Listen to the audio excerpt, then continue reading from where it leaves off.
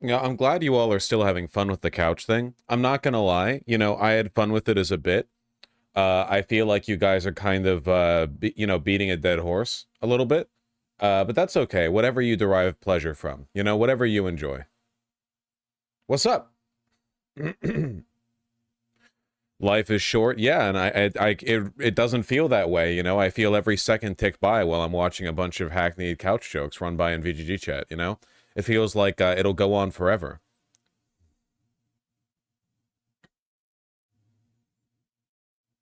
Thank you, Tempest. Excuse me.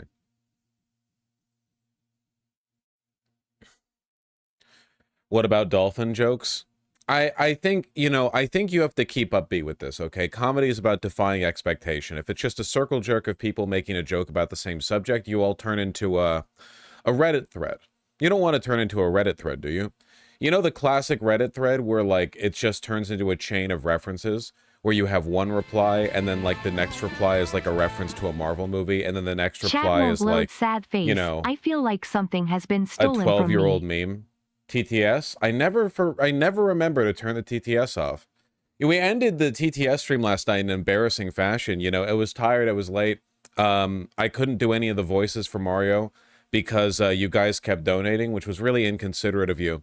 And then someone asked me if I would box Hassan, and I recognized wisely that I would lose in a boxing match against Hassan, so I said, well, you know, obviously I would, like, duck under and speed bag his nuts, you know? And the mental image of me doing that was so hysterical that I laughed hard enough that I got the hiccups, and that was the end of the stream. Not the most dignified or gracious end to a live stream that I've ever had, but, you know, it's keeping in with the mirth and whimsy of the historical moment, and for that reason, I think it is, if nothing else, appropriate. Career-ending hiccups, yeah, many such cases.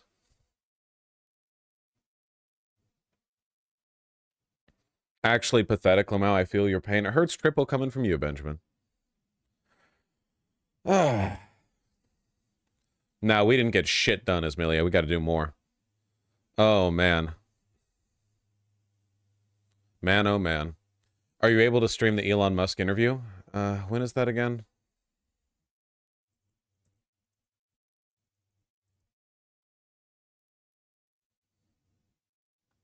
Monday? That's not today? Yeah, Monday night. I assume it's being hosted on Twitter, in which case, yes, I'll be able to stream it.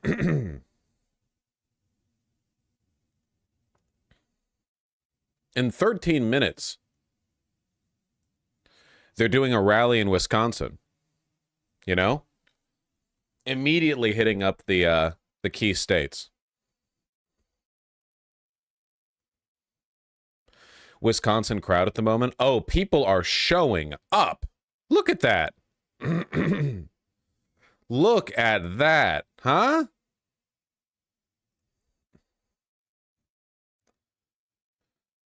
They don't show you the crowd, but, like, oftentimes the attendance at the outdoor Trump rallies are pretty minimal, you know?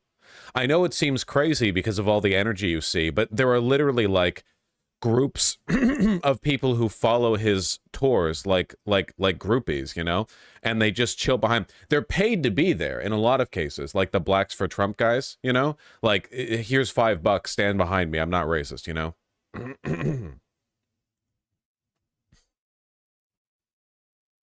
And Trump recognizes them sometimes. He recognizes them all the time. He constantly calls them out in the rallies.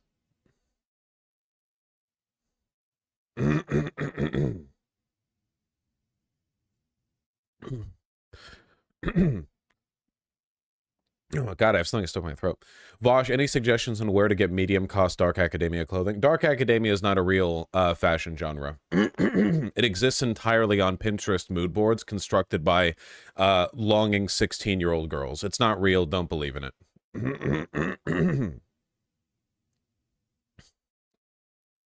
Okay.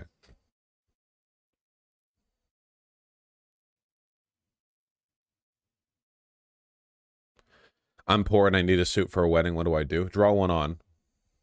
It is real. My wardrobe's Dark Academia Lamau. No, it's not. And no, it isn't.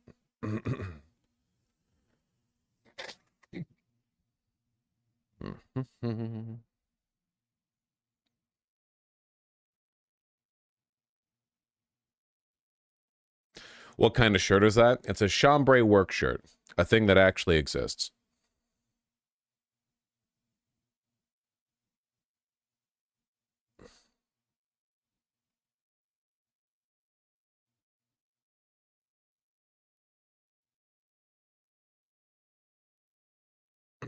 Yeah, we'll get to it, Poop Scoop. As soon as I started talking, my throat started acting up. I'm trying to work it over. We have some time before the Wisconsin rally. So in the meantime,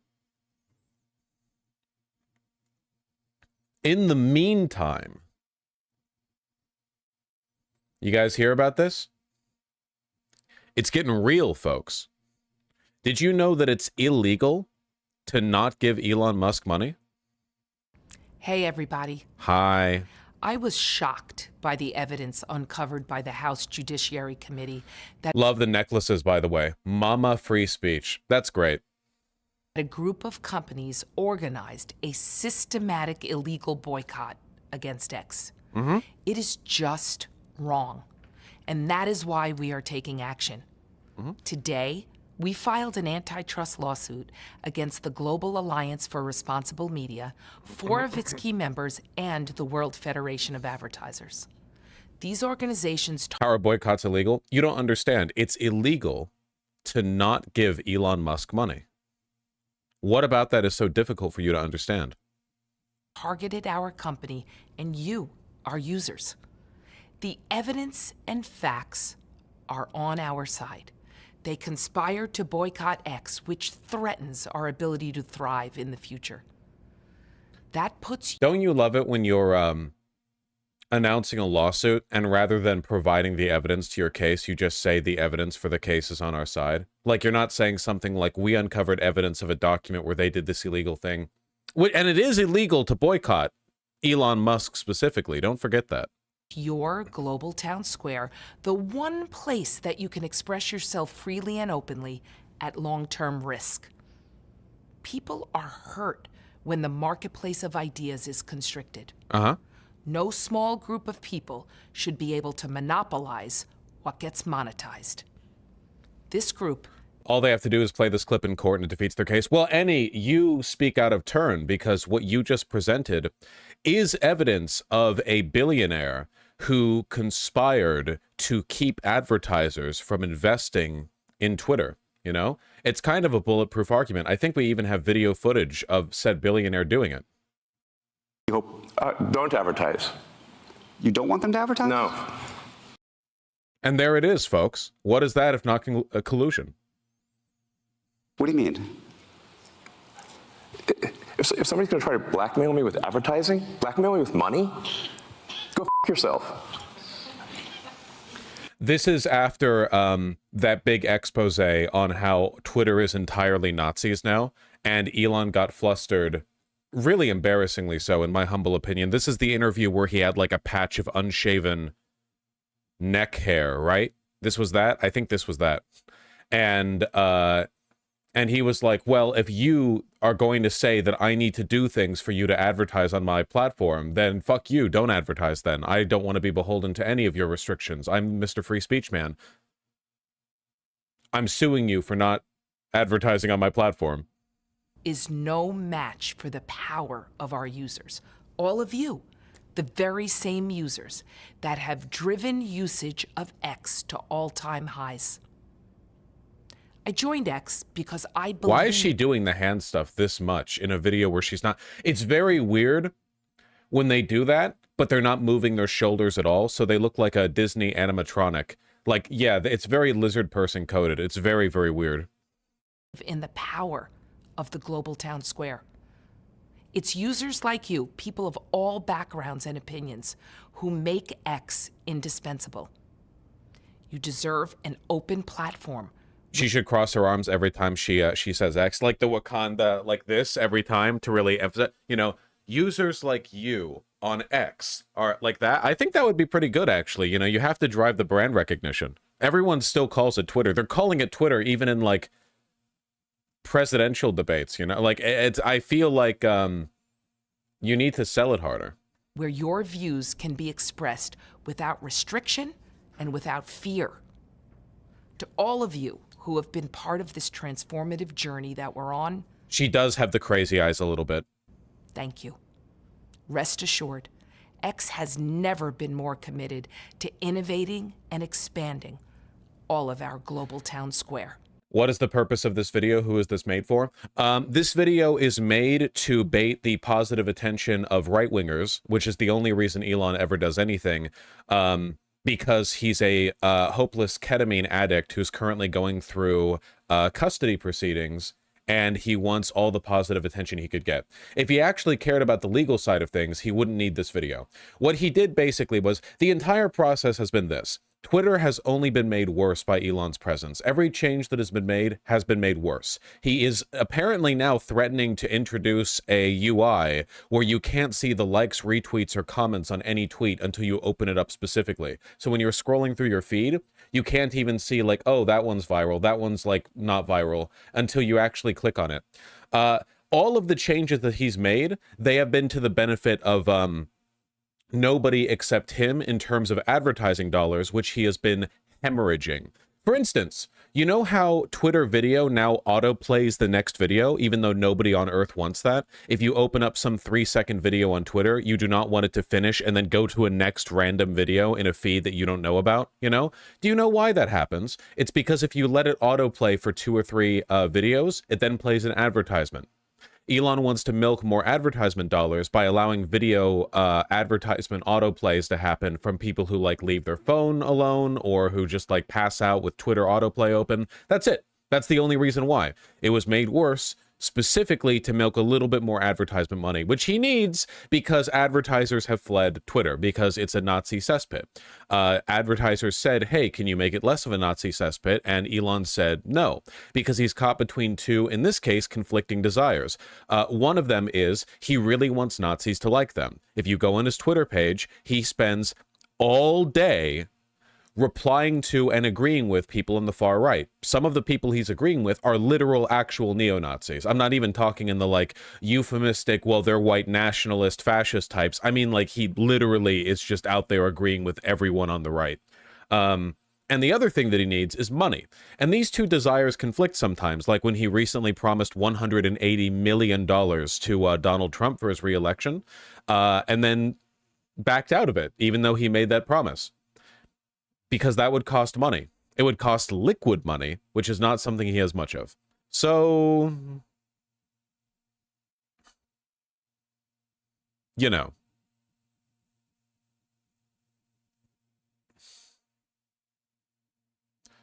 Did you see the CCTV evidence of IDF soldiers? Stoic Elliot, the thing that I did see CCTV evidence of was your chat history, which is now getting included in this video. Congratulations. It's rude to interrupt a segment with an all-cap spam of something you've already said. Goodbye. You know what's even more evil than the IDF? A person who mildly annoys me for 8 seconds in my own chat. Have some perspective. Anyway, what was I saying? Oh, right. So Elon is hemorrhaging advertisers. Twitter is hemorrhaging money. Elon doesn't have much in the way of liquid currency, and he's a hopeless ketamine addict who's going through child custody proceedings with Grimes. For that reason, my man needs his fix. So this video was made in order to rally up the right-wing base, you know? Like, hey, everybody. Did you know that I'm fighting for your free speech? A dark cabal of billionaires is conspiring to not advertise on my website. Obviously, this lawsuit isn't going to go anywhere. There's no legal standing for it. It's actually so audacious, it's very possible that it gets tossed out without standing, like that the judge literally doesn't even bother to hear it. It is that ridiculous. There's absolutely no possibility of this going anywhere. So it's pretty much just a PR stunt. And a failed one. 67,000 likes, 41,000 comments. The right did not bite. Turns out they don't care. The right doesn't like Elon that much. I really do think they think of him as a useful idiot. It's mostly just people shit-talking Linda, that's her, and Elon, which is fine. I think they should keep doing that. He's so unfathomably stupid. He is genuinely, like, profoundly unintelligent person. Yeah. You know, as I've said before, the stock market, it's all vibes, and there's no meritocracy to it. Oh, by the way, to all of the brain wizards who are like, no, the stock market evaluation is based on real economic trends that do make sense, and there is a process to it. Would somebody mind explaining to me how Nvidia stock plummeted 10% and then went back up 10%? It like bounced like this, man. What happened was they lost the key to the warehouse that contained 10% of their super chips, thus losing 10% the value of the company, but then they found the key again. You know? And that's what happened. It's all real, folks.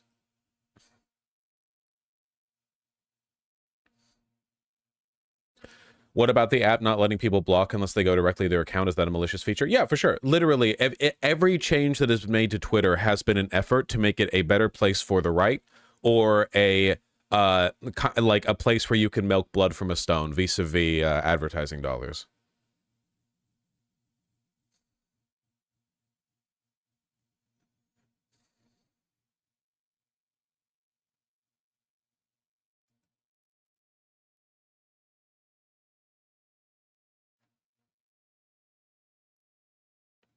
You used to be able to block ads with 2 clicks. Now it takes 3 and requires you to click in their profile, which gives them engagement. Yeah, and it's that tiny little added effort is annoying enough that it like reduces the likelihood of people actually blocking the advertisers.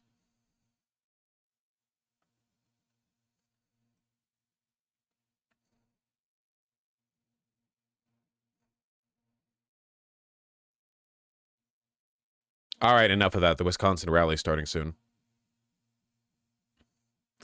Live in 38 minutes. Did they delay it?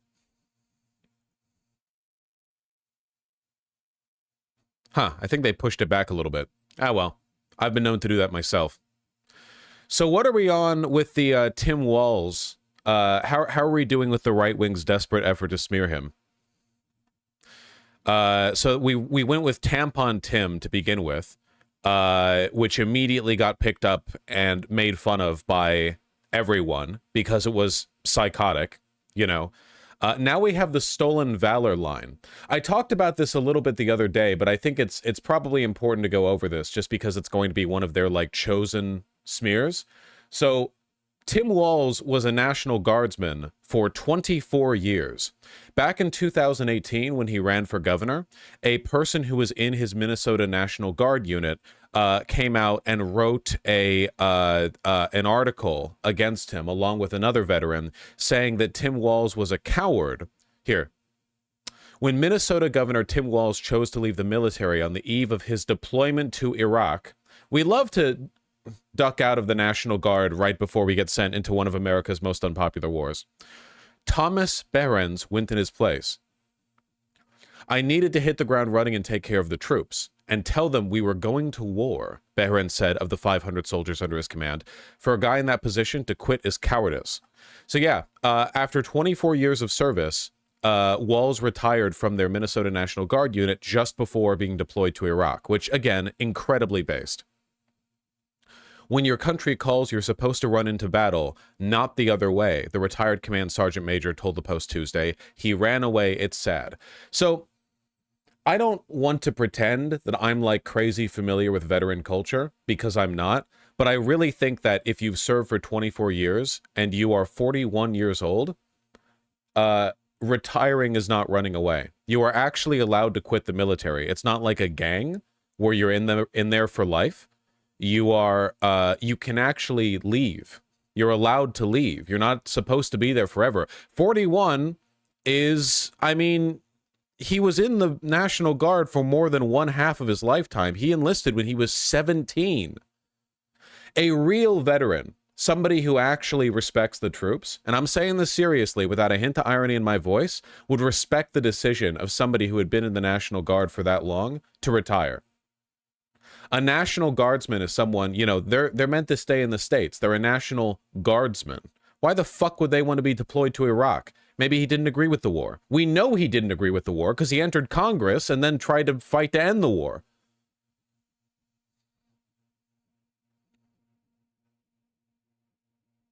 He deserved the retirement. Based ass grandpa? Yeah. Anyway, want to know the reason why Behrend is so fucking salty? Because he was the guy who replaced Tim Walz. When Democratic vice presidential pick Tim Walz retired to the from the National Guard on the eve of his battalion's deployment to Iraq in 2005, Tom Behrens, and of course he looks like a thumb, took his place as command sergeant major overseeing 500 troops. So basically, this guy got saddled with the shit work of being in a command position in Iraq. He's just salty that he got put in that position, frankly. He wanted to be... personally, my guess is that Tim Walz was like a dad to this guy, and he still, you know, why'd you run out for cigarettes?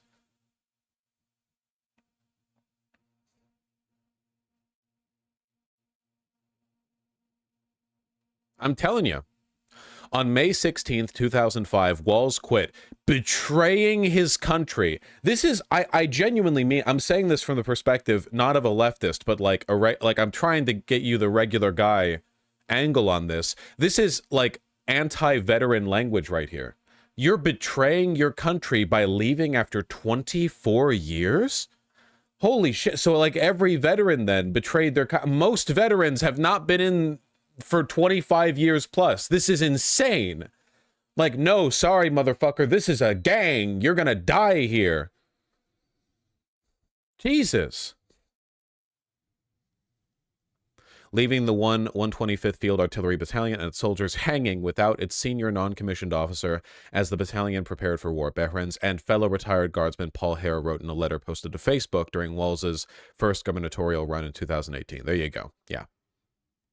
That's Tim Walz. You can tell because he looks like Tim Walz at a training facility in Wyoming in 1992.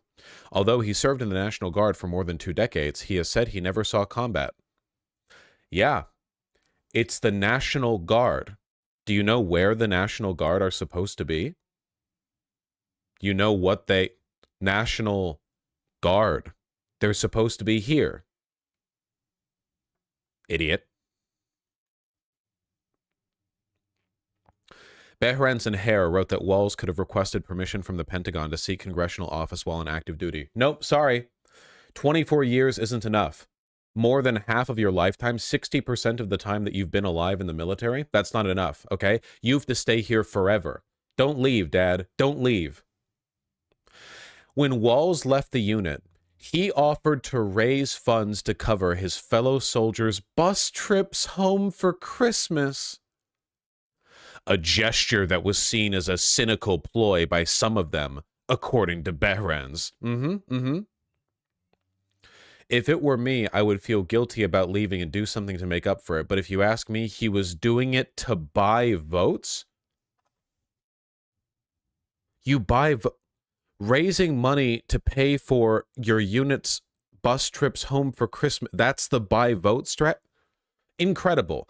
I'm telling you 100%. This entire scandal right now, which, by the way, this is what they have on Tim Walz. It's gotten to the point where J.D. Vance, a war journalist who never saw real combat, is accusing him of stolen valor. That's how desperate they are for anything against Tim Walz. Stolen valor. That's what we're on now. That's the level this has reached. They're flailing. Unbelievable.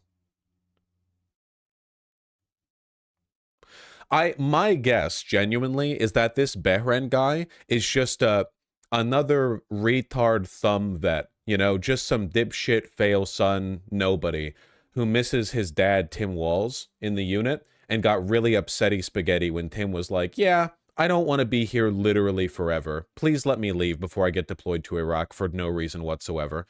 And he wrote a Facebook post about it. He's still seething, and that's it. That's it.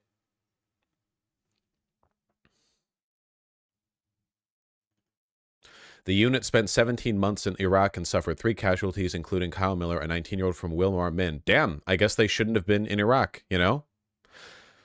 Abject failure, Walz is a traitor, vote him out.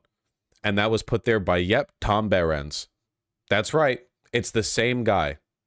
Why'd you leave, Dad? This guy's dedicated his entire fucking life to telling the world that 24 years in the National Guard wasn't enough.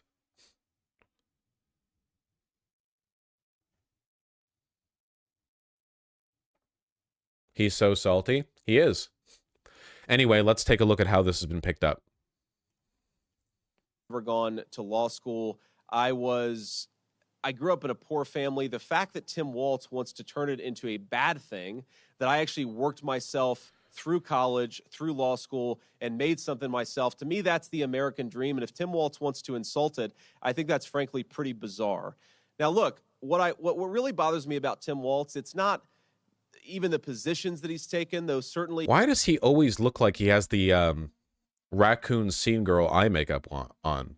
He has been a far-left radical. You know what really bothers me about Tim Walz as a Marine who served his country in uniform? When the United States Marine Corps, when the United States of America asked me to go to Iraq to serve my country, I did it. I did what they asked me to do it, and I did it honorably, and I'm very proud of that service. He was in the military for 4 years, and he didn't see combat. He went into Iraq long after the fighting was over, and he spent his entire time in that country getting Eiffel Towered by his fellow servicemen, a practice which I respect and think is a time-honored tradition of the United States military. But it's not 24 years in the National Guard. No, sir. When Tim Walz was asked by his country to go to Iraq, you know what he did? He dropped out of the Army and allowed his unit to go without him, a fact that he's been criticized for aggressively by a lot of the people that he served with. Incorrect. It's one guy, or two guys, I suppose. That's it. It's literally just two guys from his unit. That's it. He wasn't in the Army. Wait, did he say Army? I think it's shameful. Tim Walz was asked by his country, Marine Corps, when the United States of America asked me to go to Iraq to serve my country, I did it. I did what they asked me to do it, and I did it honorably, and I'm very proud of that service. When Tim Walz was asked by his country to go to Iraq, you know what he did? He dropped out of the Army and allowed his unit to go without him, a fact that he's been criticized for aggressively by a lot of the people that he served with. I think it's shameful to prepare your unit to go to Iraq, to make a promise that you're going to follow through, and then to drop out right before you actually have to go. I also think it's dishonest. Something, again, if you guys ever get an opportunity to ask Tim Walz or Kamala Harris some questions, he made this interesting comment that the Kamala Harris campaign put out there, and I bet they're regretting they put it out there now, because he said that and he was making a point about gun control, he said we shouldn't allow weapons that I used in war to be on America's streets. Well, I wonder, Tim Walz, when were you ever in war? What was this weapon that you carried into war, given that you abandoned your unit right before they went to Iraq, and he has not spent a day in a combat zone? This is an incredibly pathetic, dishonest, and flailing attempt to get anything on Tim Walz, and it's being fueled almost entirely by one, failure of a member of his unit who just won't let shit go. They just can't accept the fact that dad left, and that's how life is sometimes. I do hope that the Democrats respond really aggressively to this, by the way, because this is potentially a very dangerous front for the right. Veterans are not like a super right-wing bloc in general, but there are a lot of veterans who don't vote or who kind of like are burnt out. And I genuinely think the line of "you're a traitor to your nation, even if you serve for 24 years, just because you didn't kill babies in Iraq," is pretty fucking psychotic. Iraq is not a popular war at all. The average politician these days distances themselves from their support of the Iraq war if they were around to have supported it, which statistically speaking they were, if they were around in 2003. You know, the average American thinks we shouldn't have gone into Iraq. So to run with the line of like, yeah, 24 years wasn't enough, you also needed to go do an unpopular war, like that, I hope the Democrats effectively get on that, you know?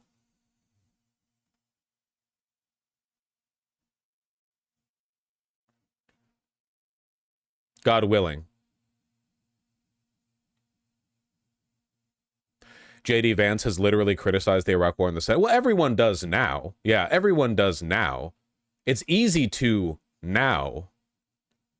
But then, back then, no. Not so much. There's another thing where he called himself like a retired officer of some kind, where he was the officer, but he didn't retire with the formal title of that officer because he hadn't been in it for long enough, or he hadn't gotten the paperwork to that effect or something like that. I don't know. It's all a big nothing burger. Walls had been considering leaving for some time. No, you don't understand, man. It's actually, you're a traitor to your nation. You have to be in forever. You have to die in there.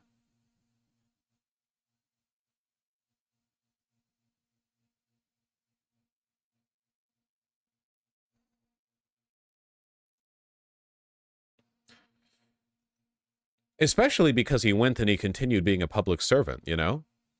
As a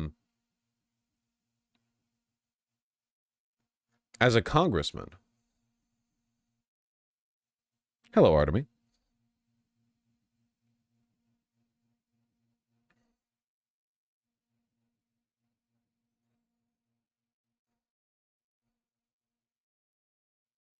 The J.D. Vance rally was dead. Oh, God. Was this the rally where he spoke there? Oh, God. Oh, God.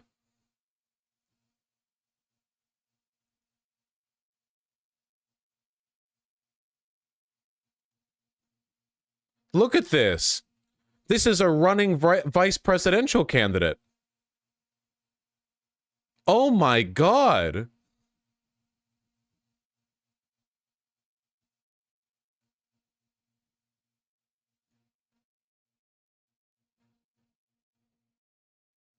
And yeah, they're all press.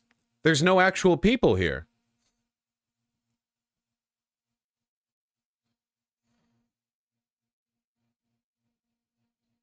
Was this open to the public? Yes.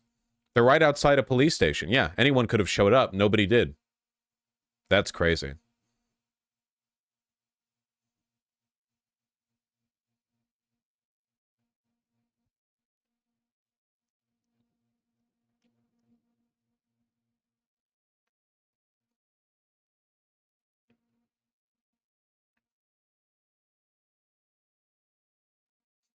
$14 minutes.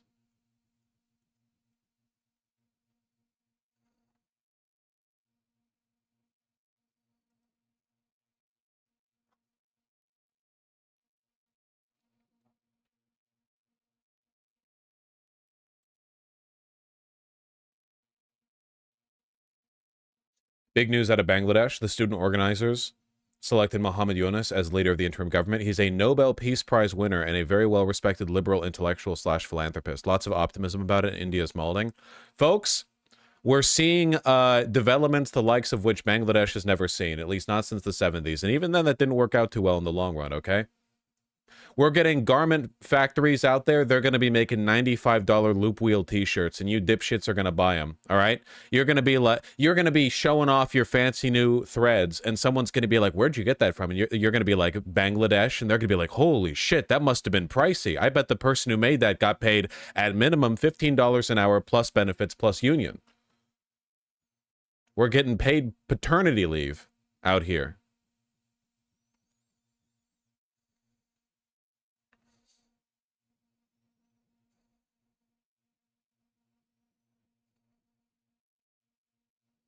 That's so cool. Yeah, that is. We'll see. I hope it works out. I really do. I really, really do.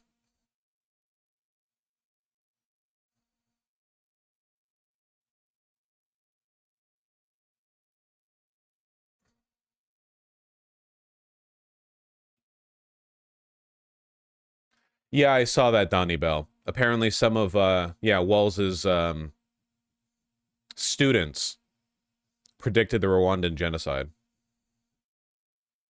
Thanks, Murasaki-chan. So, chambray work shirt. Surprisingly cheap, by the way. I should say inexpensive. Phenomenal for the price point. Why is Vance following Harris's campaign vosh from state to state? Well, in our electoral college system, only like 5 states matter, so there's no real reason to campaign elsewhere. Unless you're trying to raise funds. Like, that's it. You go to other states for money.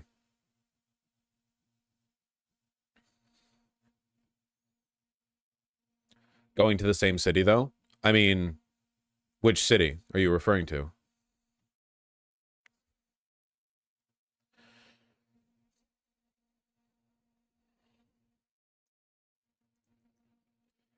Anyone hear about the Second Battle of Kursk? Yeah, I hear it's getting pretty wacky over there. You're not going to believe it, folks. Apparently, Ukraine rolled tanks over the Russian border. Ukraine launched an armored incursion into Russia's lightly defended Kursk region, a surprise move early Tuesday that caused panic among civilians and forced Moscow to rush in additional troops. Folks!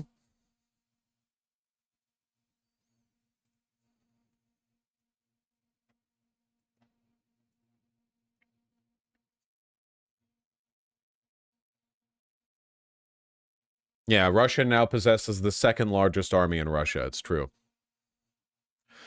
After what Vladimir Putin called, quote, a major provocation. Oh, man, well, you know, it's true. Zelensky's really upping the ante here. After all, Russia has responsibly, up until this point, refrained from sending any tanks into Ukraine. Because they all stalled out without fuel just outside the border.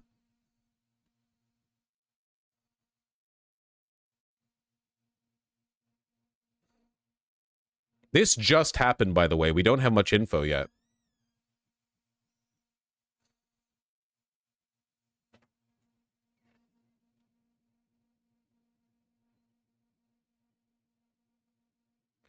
Hours later, Russia's defense ministry said that up to 300 Ukrainian troops, supported by 11 tanks and more than 20 armored fighting vehicles, attacked Russian positions at the border. 11 tanks! How many tanks does Russia have left that were made after 1954?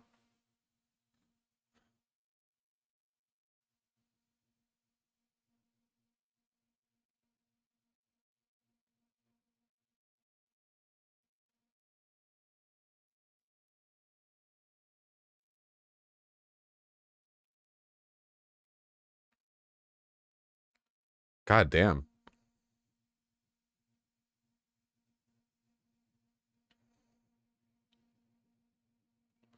The rapid development sent Russia's major military bloggers into a tailspin.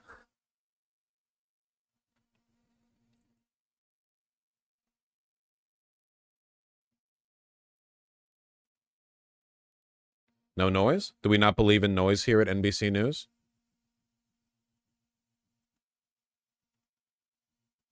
Perhaps not.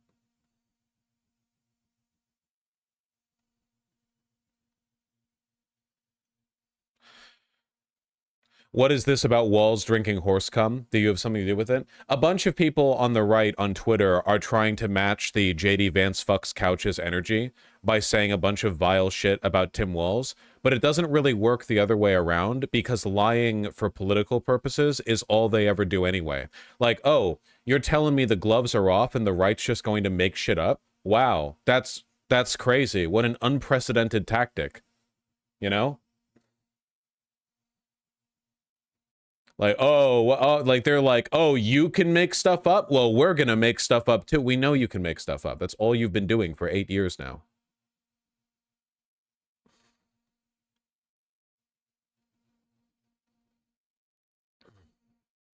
Ukraine did not respond for comment, but it fueled questions about why Ukraine might have launched an incursion into Russian territory with regular troops, just as military observers say it's bleeding soldiers and weapons in the vulnerable east, particularly near the towns of Pokrovsk and Toretsk in the Donetsk region. To distract Moscow. Yeah, it's probably a show of force. That would be my guess, but, you know, I'm not exactly on the ground. How true is the couch thing? It's not true. It's literally just somebody made up a tweet, and it went viral.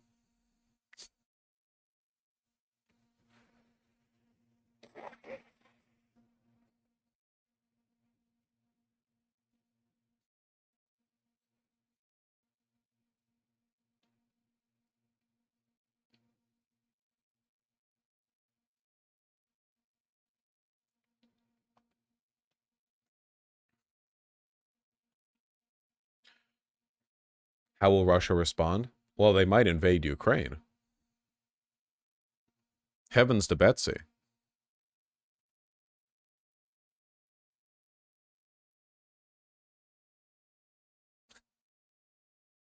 Mali, Niger cut ties with Ukraine over Russian attack. That's crazy. Not real countries. Did you guys see the bit on Twitter where like Burkina Faso, their new military junta was like, yeah, we're kicking all the French out, and the lefties on Twitter were like, woo, woo! And the new junta of Burkina Faso was like, all right, we're also like denouncing Western imperialism and supporting multipolarity in the face of global capitalism. And all the lefty Twitter types were like, woo! And then the new junta for Burkina Faso was like, we are also criminalizing homosexuality, which is degenerate and a disease, and all who engage in it will be executed. And the lefty Twitters were like, wait, I thought you were a based and leftist West African military dictatorship. Hold on. I thought you were like one of the leftist military dictatorships. Not very funny. I didn't really expect much good out of this anyway.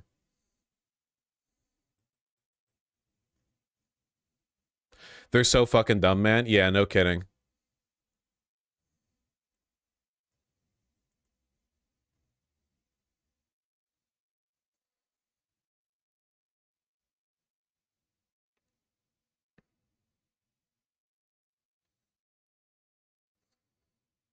Loving the shirt, Vosh. It makes you look skinny, and it can be yours too for only $33.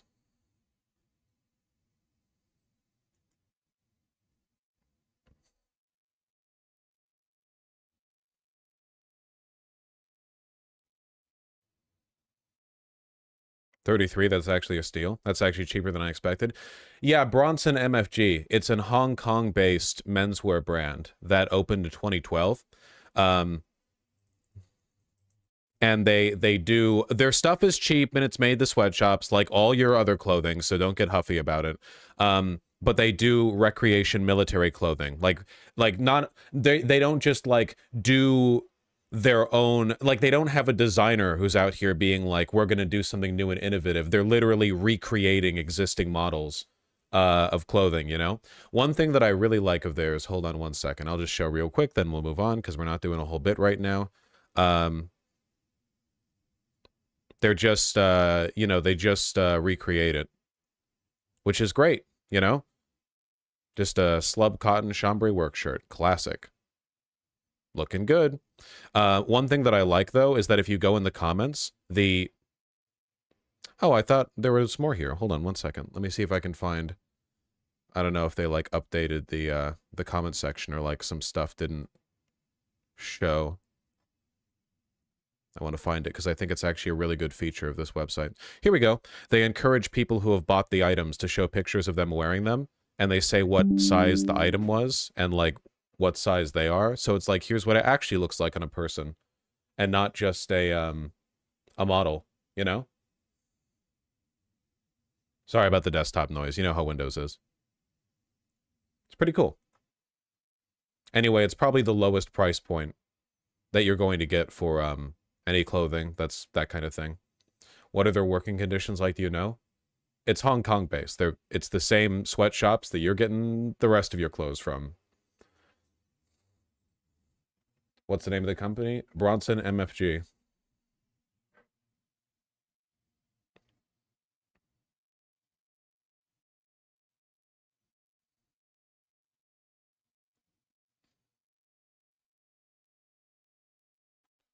How close are we? I feel like they keep delaying this rally, man. It's like they know that I'm waiting for it. Waiting for Kamala Harris. Aren't we all?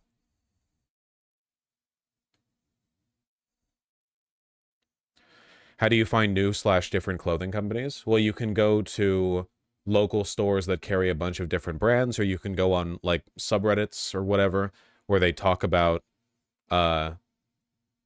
certain types of clothes, and they're like, I recommend X.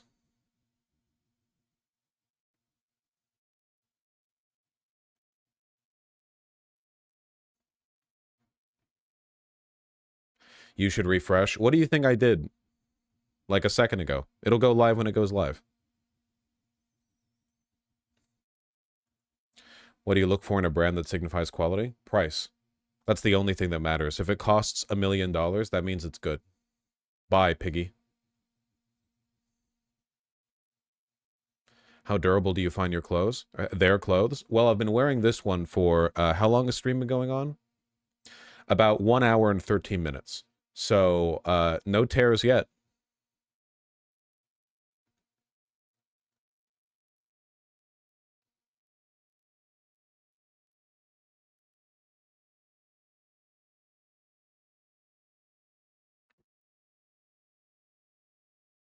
We saw Posadas, yeah. Gucci and Balenciaga and shit seem pretty terrible quality. They're expensive as shit. I know, Benjamin. A lot of the stuff they make is pretty awful, yeah.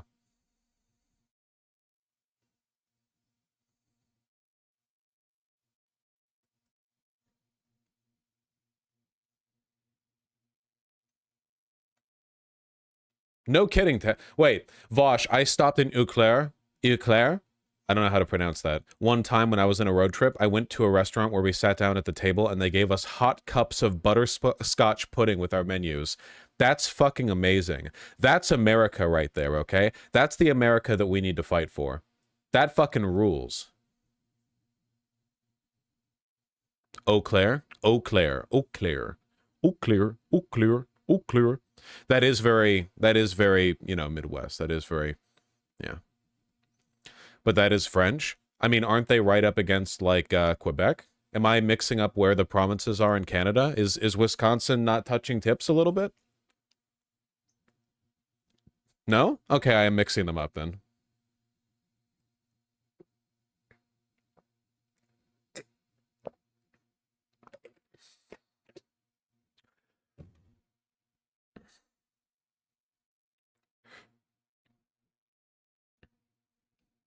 Artemy.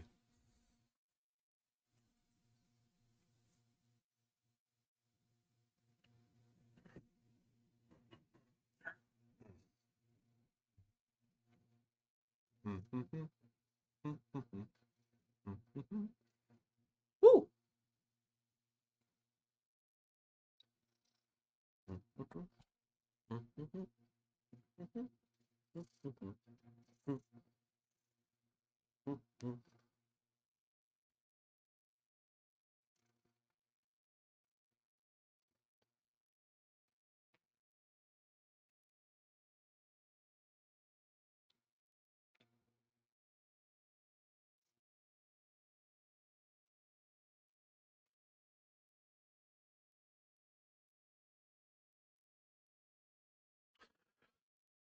El gato gordo.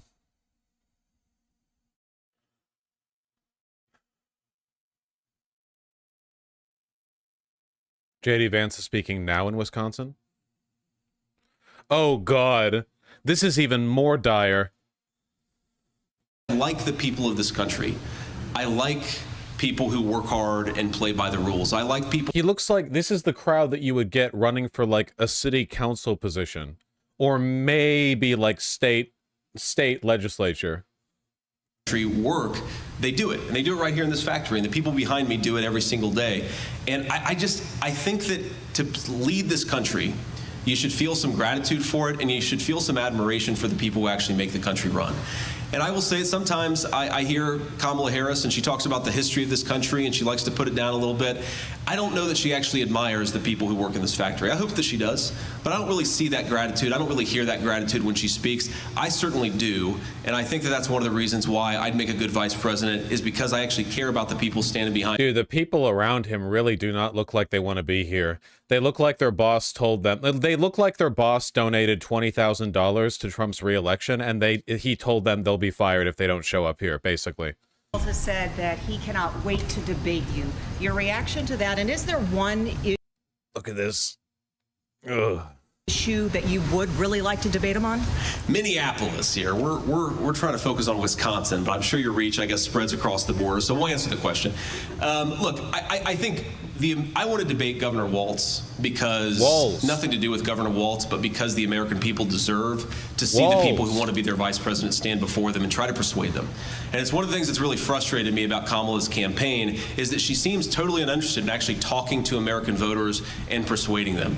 If there's a single issue around which I think Governor Walz has to answer when it comes to his record, this is a guy who says that he stands for public safety, but actively encouraged the rioters who burned down Minneapolis. And I think that if you want to say you stand for public safety, you cannot look the American people in the eye and say, well, I welcome the people who caused $13 billion of damage to Minneapolis because I encouraged them to burn my city to the ground rather than exercise some basic self-control. Never forget that in Minneapolis, the, hold on.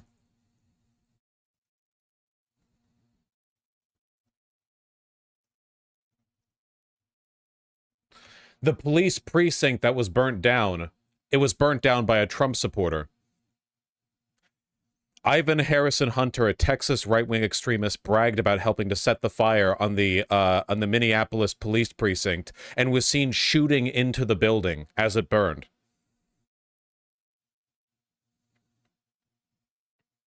Yeah, never forget, the main thing that people cite when they talk about Minneapolis burning under Tim Walz is this. This was done by a Trump supporter. A race rioter who came here to agitate following George Floyd's murder. And as I understand it, Wisconsin has actually stopped that, and kudos to Wisconsin for stopping that, because that's ridiculous. You cannot have private billionaires who own social media companies buying up public boards of elections, influencing public boards of elections, and again, as I understand it, that stopped. So I see a lot of reason to be optimistic about the election in Wisconsin. Of course, President Trump and I want there to be a free and fair election because we want every legal vote to count. That's the hallmark of America's constitutional republic, is that everybody's vote has to count. But for everybody's vote to count, everything has to be safe and secure. I feel a lot of confidence about Wisconsin, but certainly as a campaign, we're going to continue to monitor things. We're going to continue to make sure that people are doing things the right way. And I think the voters of Wisconsin should have some confidence that the Trump campaign is on top of this stuff and focused on this stuff. And we think we're going to have a great election in Wisconsin, and I think we're going to win. Sir. WKOW Eau Claire. As you know, Kamala Harris is also speaking in Eau Claire right now with her new running mate, Tim Walz. Is she? Why did you choose to speak here in Eau Claire today, the same time as Harris? Well, we wanted to make sure there was a contrast, in part because... Oh, please, directly juxtapose yourself when you're talking in this fucking barren factory room when compared to the thousands of people that are currently, right now, at the rally waiting for her to speak, as I am, Kamala. Media has been so dishonest about Kamala Harris's record, and in part because they refused to ask her questions, we wanted to make sure that there was at least somebody out there providing an alternative story. We have to remember, President Trump delivered a closed border and rising wages. What has Kamala Harris delivered? A promise to defund the police, a promise to ban fracking and offshore drilling, a promise to destroy the American energy sector, a promise to increase the prices of the goods that the American people rely on. She has not. That's so true, man. Remember when Kamala Harris was like, we're going to make things cost more? I remember that. Fired, and that's what we're here talking to people about, because the media needs to tell the other side of the story. And unfortunately, I think unless you have somebody here, they're not. Scott Ritter's house getting raided by the FBI. No, did he try to fuck a 14-year-old girl who turned out to be an undercover cop again? A third time? Scott Ritter at the water cooler of like pedophile Russophiles Incorporated, you know? Yeah, so I've been talking to this 14-year-old girl. You're not going to believe what she told me. She told me she's a police officer. How cool is that for somebody her age, huh? This is the third time this has happened. I'm going to do that. Ma'am?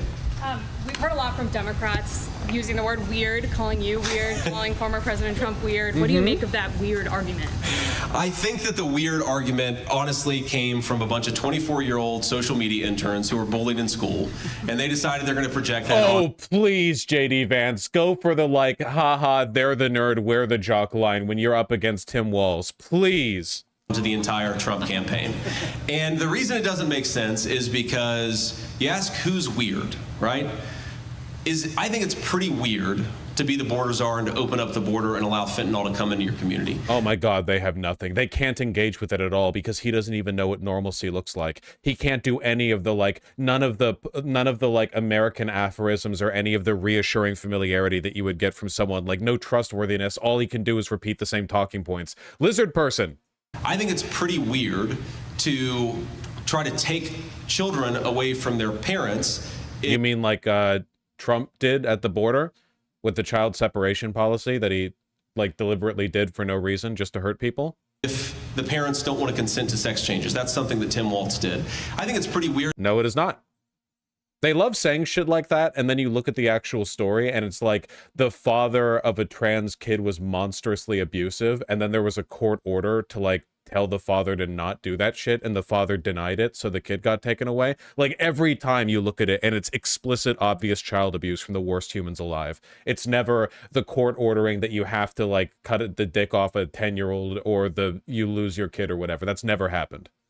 to want to defund the police. I think it's pretty weird to pretend that you're a tough on crime prosecutor, even though you pursued the policies that made San Francisco such a disaster when it comes to crime and public safety. So if they want to call me weird, look, I've got my wife here. I've got 3 beautiful kids at home. I'm a normal guy. Your wife, who you apologized for her not being white, you were asked, hey, you know, there are some Republicans who are concerned about the race of your wife. And he was like, I know she's not white, but she's still pretty cool.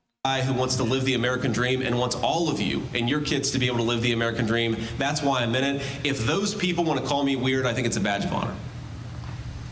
Ma'am. Hope with Wisconsin Public Radio. Farmers in Wisconsin and other agricultural states are increasingly relying on foreign guest workers for seasonal labor. How does your immigration policy accommodate or address that need? Well, look, I think that the reason why we have an economy that is more and more reliant on guest workers, and frankly, not just guest workers, but also a lot of illegal labor, is because the Harris administration has invited in 20 million people to be here illegally. Guest workers aren't illegal. They're not. You're not talking about, the question wasn't about illegal immigrants. The question was about exploiting immigrant. What? That's a different. Like no answer, just always like fall in. The Harris administration, yeah, because they're pretending Biden doesn't exist. When I talk to farmers, they don't want to hire illegal aliens. They would. Then why do they keep doing it? Because it costs less. Actually like to hire American workers and people who are lawful residents, but you cannot have a system that works for American farmers when you have 20 million people coming in here illegally. And then why do the farmers oh, I just accidentally kept hiring people who I can abuse and underpay. Why do the farmers keep doing that then? Is it an accident?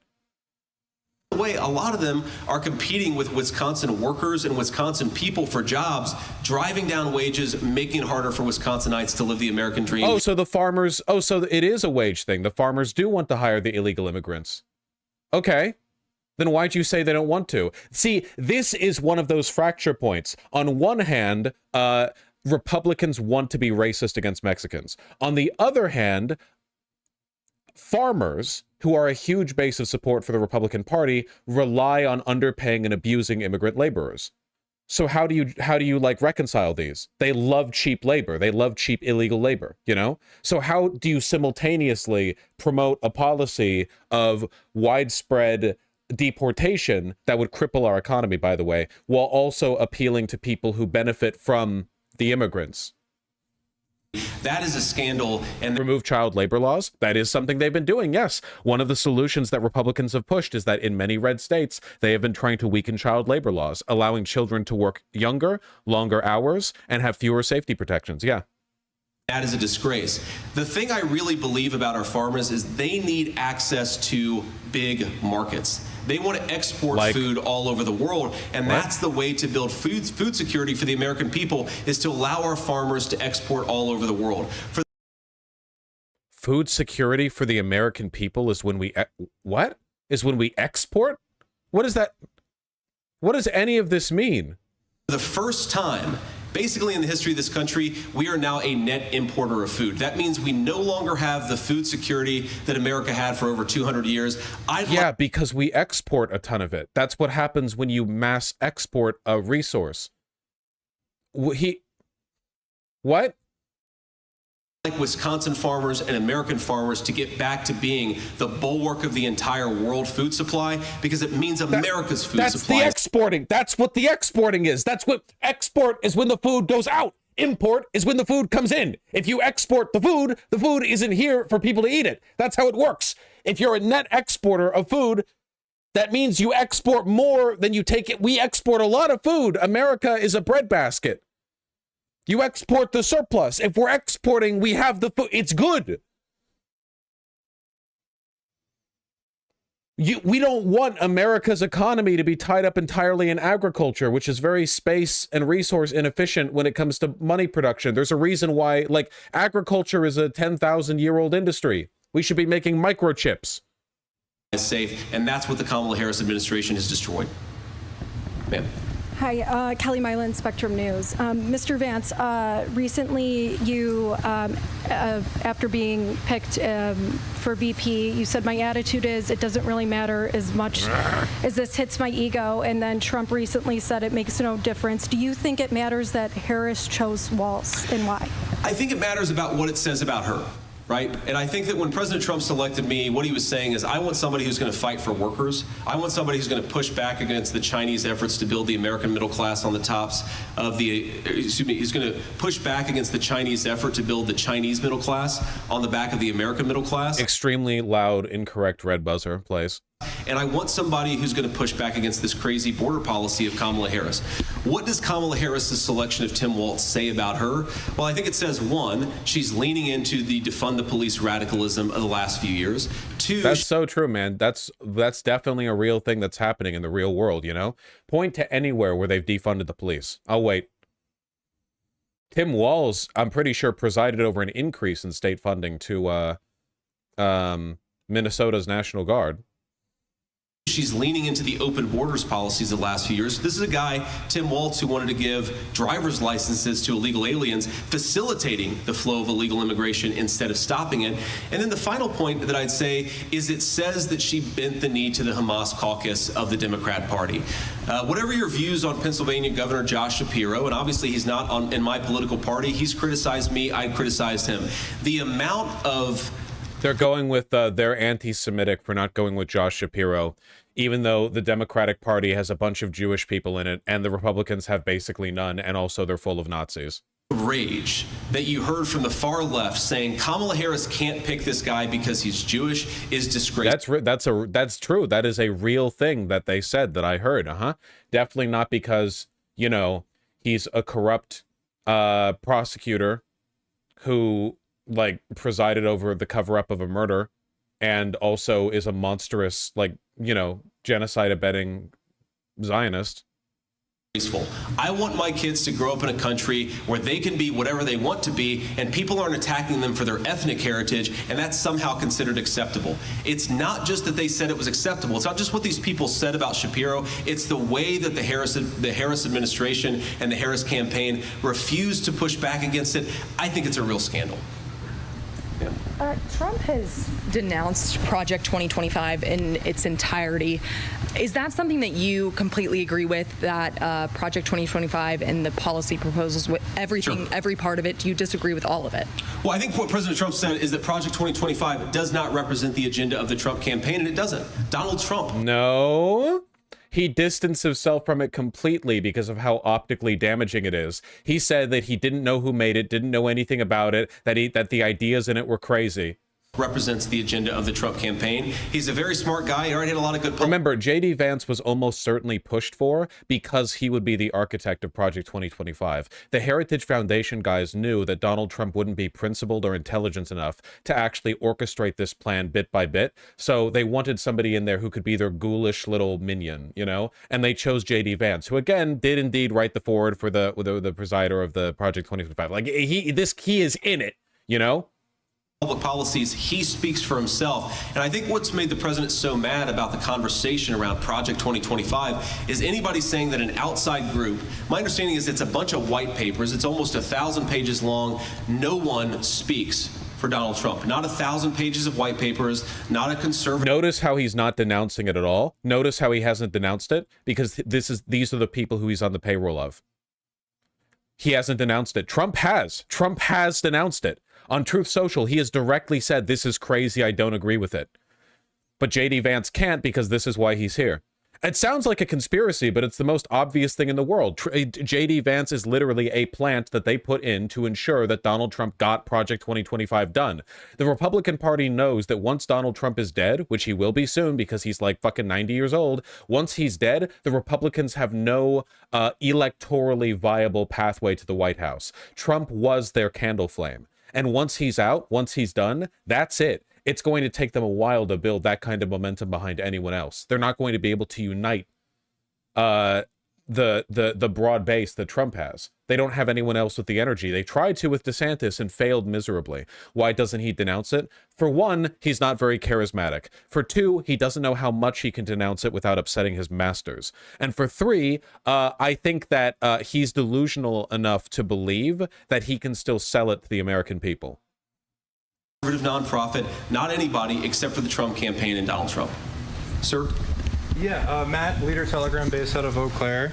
Kind of speaking more little bit more on Project 2025. Wisconsin Democrats worry that Project 2025 will have negative impacts in rural communities like here in Eau Claire, with them stating that the Project 2025 has plans to cut federal loan programs for small farmers.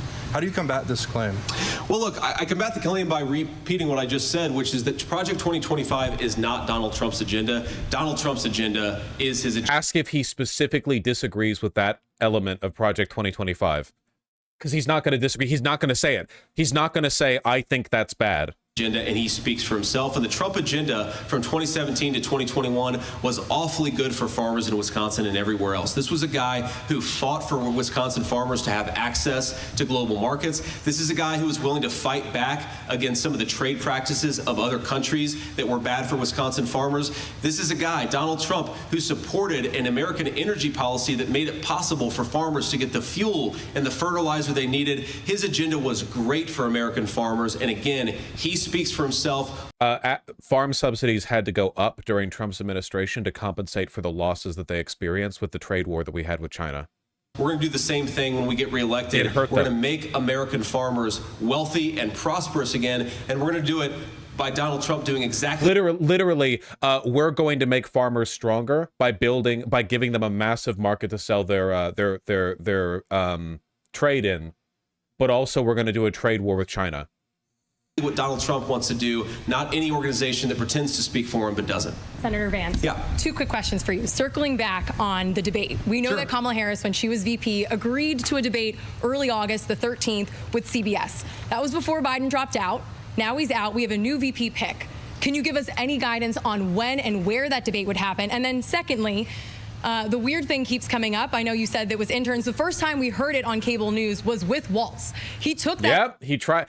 JD Vance trying to pretend that it was just some Twitter shit posters when it was his direct competitor who came up with this line that like instantly took off. Insult all the way to the Democrat ticket, clearly convincing Democrats of these claims. What are you going to do to combat the independent voters and prevent them from saying that you're weird? Yeah, so it's going great, guys. It's going fantastically. It's going wonderfully. This is exactly the line you want. August 13th. What is the date today? August 7th. 7th? Okay, so here's my offer to Kamala Harris. If she'd like to do a debate with me on August 13th, I'll do it. Right? We should do that, right? I don't think she wants to anymore because, 1, she probably doesn't even know that she's going to be the Democratic nominee. And 2... They updated 270 to win? Where? What updates were made?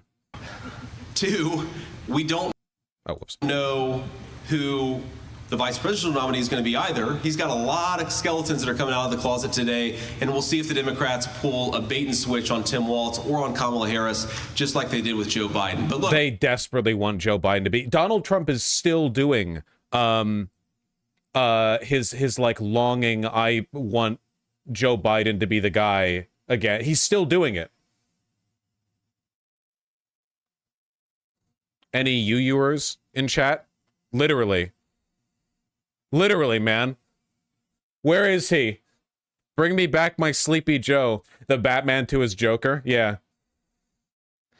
What are the chances that crooked Joe Biden, the worst president in the history of the United States, whose presidency was unconstitutionally stolen from him from Kamala, Barack Hussein Obama, crazy Nancy Pelosi, shifty Adam Schiff, crying Chuck Schumer, and others on the lunatic left, crashes the Democratic National Convention and tries to take back the nomination, beginning with challenging me to another debate.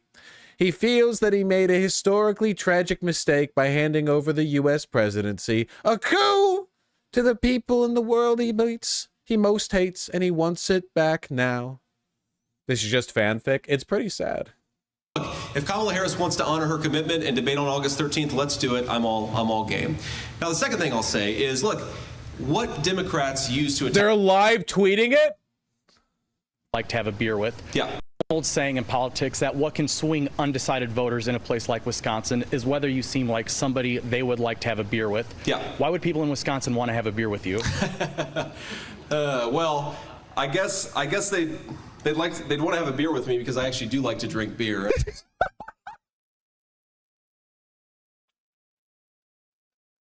Dog, you're not even human. You're not even a real fucking person. Jesus Christ, dude. I'm never forgiving the Democratic Party for letting it get this close when their opposition is like the most inhuman freaks in the world. Jesus Christ. Ha ha. Well, I guess they'd want to have a beer with me because I do like to drink beer. Even the way I just said it was more human than the way he said it. I added more warmth to that than I need to remind myself. Like somebody they would like to have a beer with. Yeah. Why would people in Wisconsin want to have a beer with you? Well, I guess they'd want to have a beer with me because I actually do like to drink beer, and they're laughing. They'd want to have a beer with me because I actually do like to drink beer, and those are normal people behind him. Probably not people with whom I have much in common politically, but normal people. These guys probably were told by their boss to show up or get fired, which is illegal, by the way, but it doesn't stop it from happening. They couldn't get like a big venue for him to speak at, so they were literally like, are there any factory owners nearby who donated to the Trump campaign? Hey, do you want to host JD Vance? Can you get some people in the background? Yeah, I'll like promise them a pizza party if they all stand behind and like don't laugh at you or whatever.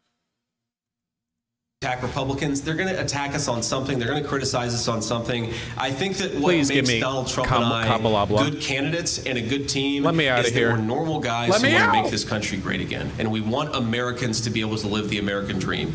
I really do think that whatever Tim Walz calls me, I mean, talk about weird with Tim Walz. I don't know if you guys saw the rally yesterday, but afterwards, his wife comes up to him, and Tim Walz does what any normal Midwestern guy would do, seeing his beautiful wife on stage after his speech. He gives her a firm handshake.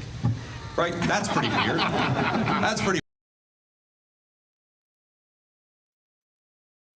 I am encouraging the Republican Party to please go after Tim Walz on the basis of him not being a good family man. I beg of you. You could not in a million years could you get a photo like this from Trump or from JD Vance. Not in a million years. This photo is more human than anything they could. There's no way.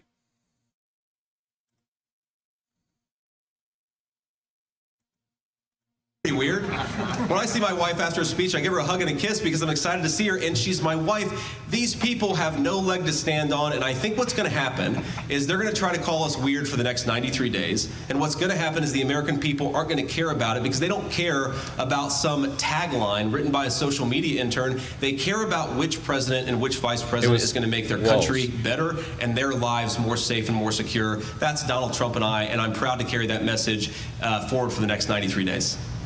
Ma'am. NBC Minneapolis. Can you please paint a picture of the future? Grievances aside, what is your winning message?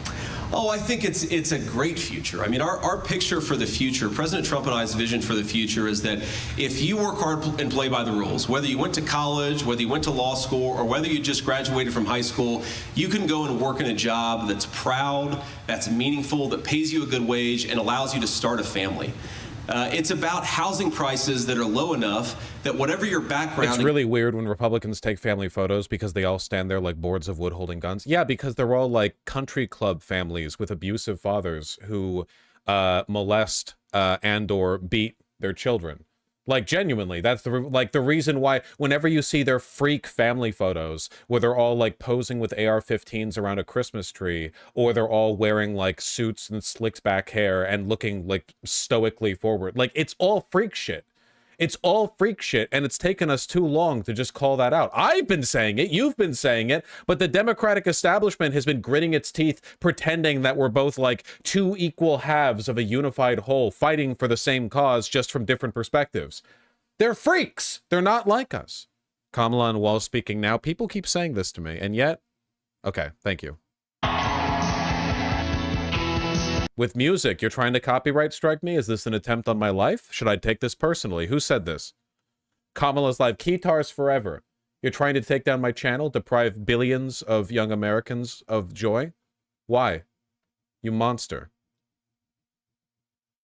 In the same city. These are both live, okay? So there's this. Oh, nope, never mind. He's done. I guess the people with Live Now from Fox decided they'd rather cover a real rally.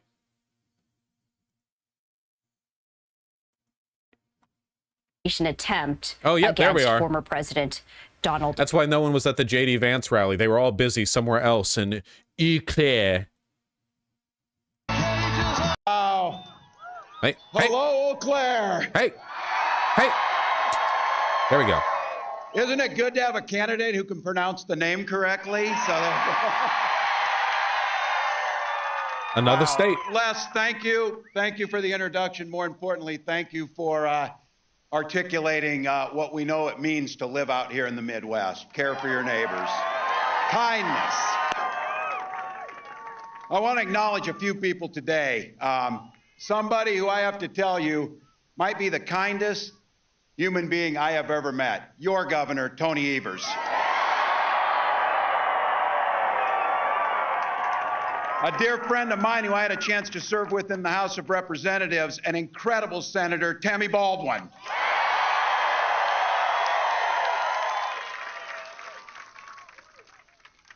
The people's lawyer, your Attorney General, Josh Kaul. And someone who knows education's the foundation of everything, State Superintendent Jill Underly.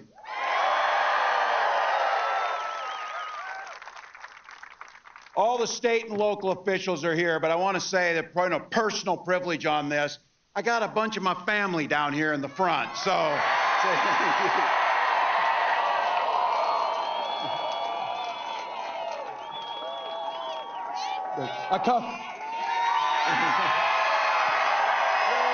His mannerisms are so charming. A couple of them are Badgers too, by the way, so. And a real special thank you to everybody here. Looking out across here, look, you're busy people. You got things to do. It's a summer day. You had to walk 2 miles. I had nothing to do with that, by the way, nothing. But you came here for one beautiful, simple reason. You love this country and this democracy.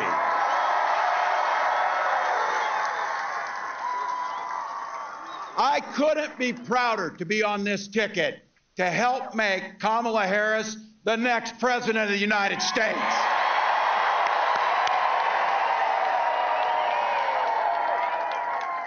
You know it. Vice President Harris is on the side of the American people. She took on predators, fraudsters, transnational gang members. She stood up against powerful corporate interests, and she never hesitated, not once, to reach across the aisle if it improved people's lives. Being a Midwesterner too, I know a little something about commitment to people. I was born in a small town in Nebraska where community meant everything. My mom and dad taught me to show generosity to my neighbors and work for a common good. At 17, I joined the Army National Guard. For 24 years, I proudly wore the uniform of this nation.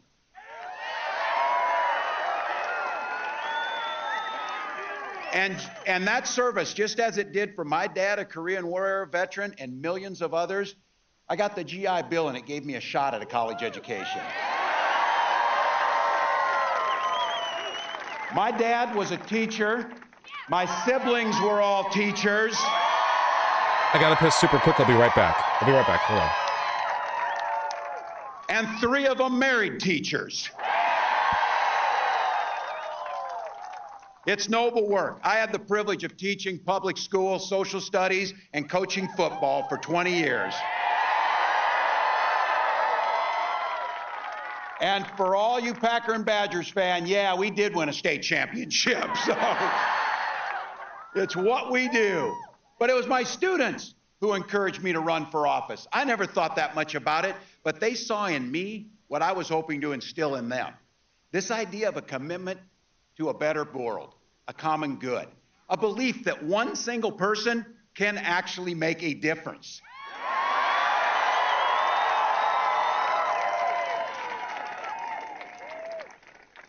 I lived in a red district, but my neighbors were kind enough and graced me with the opportunity to go to the United States House of Representatives for 12 years to represent them. I learned how to compromise without compromising my values. And as governor of the great state of Minnesota, I brought all that experience. Did I miss Tim Walz being lovable? Okay. I think I did. Are there Minnesotans in the house today? Utah.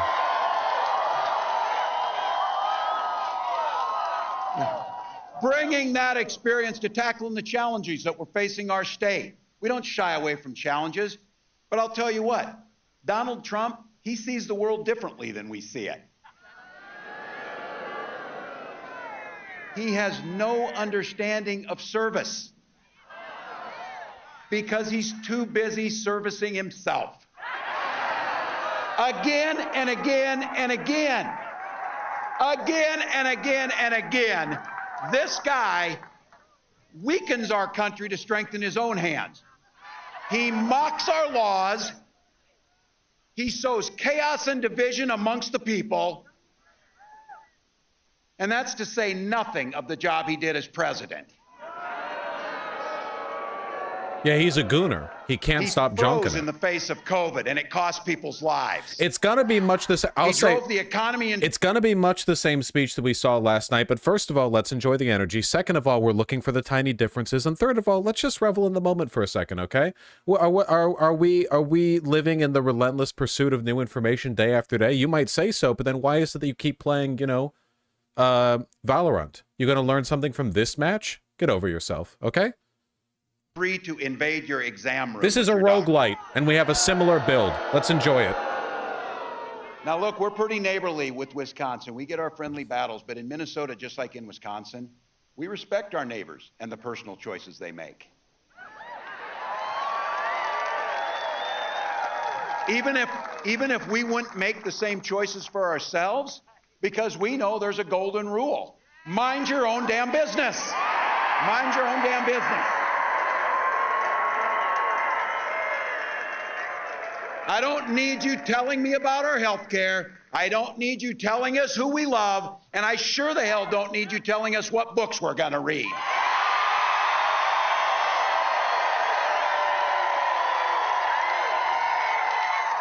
And there's a very personal one for me, and that includes IVF. Some of you might have heard this. This is very personal for my wife and I.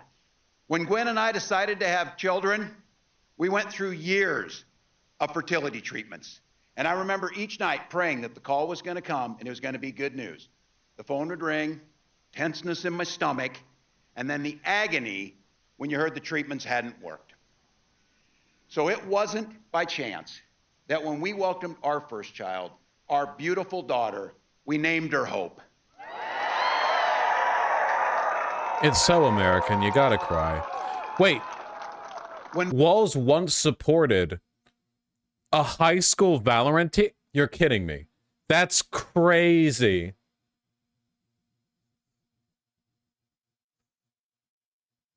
I guess he really is Tiananmen Tim, you know? Really is in league with the Chinese government. That's crazy.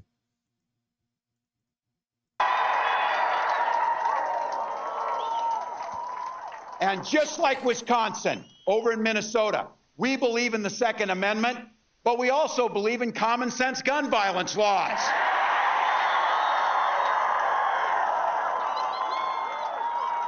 And just so you know, when I was in Congress, I was the top gun at the trap shoot 3 years in a row. I can outshoot them too. I can outshoot these guys. Look, freedom is when freedom. Oh, can we get somebody to help? Somebody's hot. Oh, somebody's hot. Can we get somebody to help? You okay? Drink some water, folks. It is hot out. Get somebody else.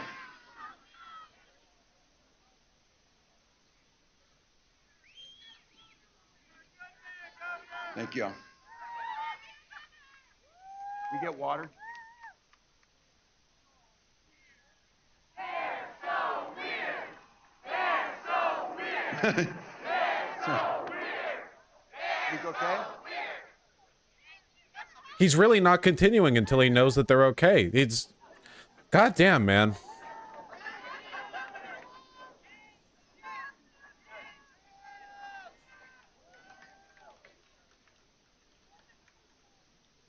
Thank you all for helping. Grateful. Thank you.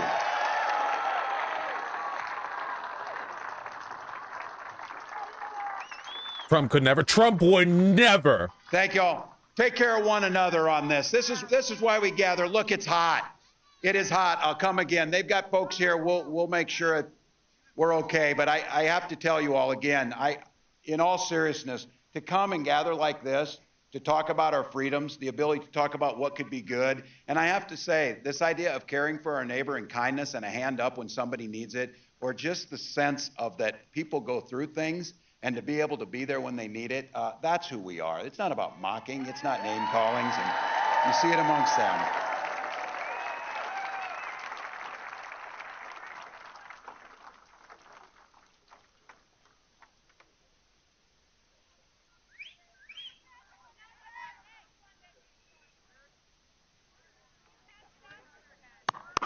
Yay. Yay. Thank you all. This is why we watch, folks.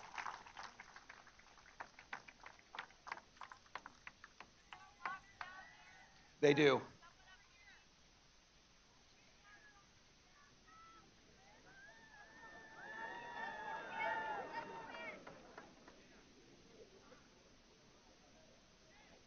Thank you all. We're okay. We have someone down.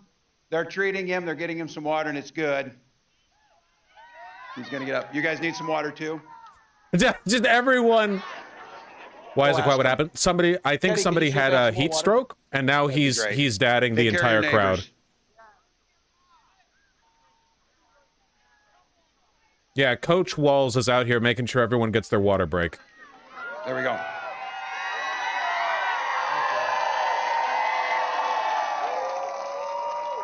There we go. All right. All right, folks. Hey, they're getting him taken care of. We'll stay. I don't want to be too lighthearted. I thought about doing the Minnesota Rouser, but I thought that might be too much over here on you. Look, we'll get them taken care of. You know what this is about. This is about when they talk about the freedoms that we heard. And freedom in education means that our teachers aren't saddled with crippling debt when they go into this. It's student loan debt. And I'll tell you what a big part of this is. We settle our political differences not through violence, but through our votes. The question is pretty simple. This election is all about asking that question. Which direction will this country go in? Donald Trump knows the direction he wants to take us. He wants to take it back. He wants to do the things that you saw, but be very clear. Don't believe him when he plays dumb. He knows exactly what he's talking about. He knows exactly what Project 2025 will do in restricting and taking our freedoms. He knows that it rigs the economy for the super rich. If he gets a chance to go back to the White House, it will be far worse than it was 4 years ago.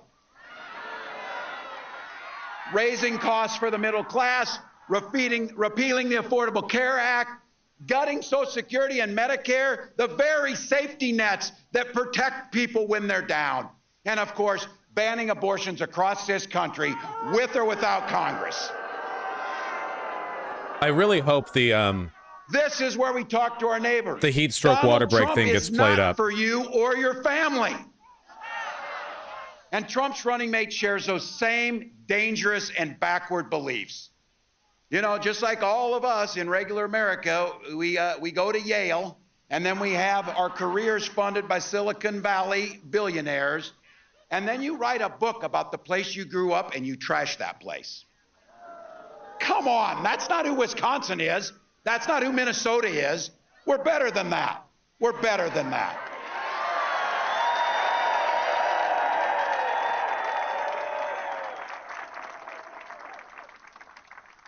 One of the best parts of this job is going to be, I can't wait till the debate. The difference between how he and J.D. Vance talk about the upcoming debate is so incredibly funny. Look, I've done this enough, and I know bullies, and I'm not a name caller, but what I am as a teacher, I observe things. So I want to tell you, what I observed and you've observed about these guys when you see them, that it's a very clear thing. Yes, they are creepy and weird as hell. You see it. You see it. This is not normal. This is not normal behavior. Nobody's asking for this crazy stuff. So I'll tell you what. You heard it from the vice president, you've heard her talk about this. We're sure the hell not going back. We're not going back. We are not going back. It's such a good line, man. We are not going back.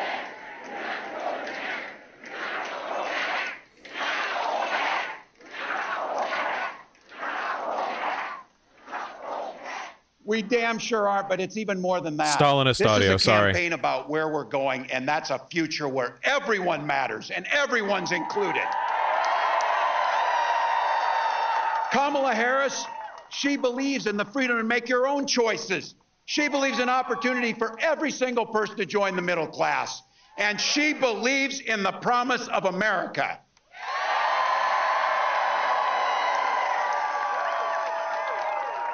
Thank you, Madam Vice President, for the trust that you've placed in me.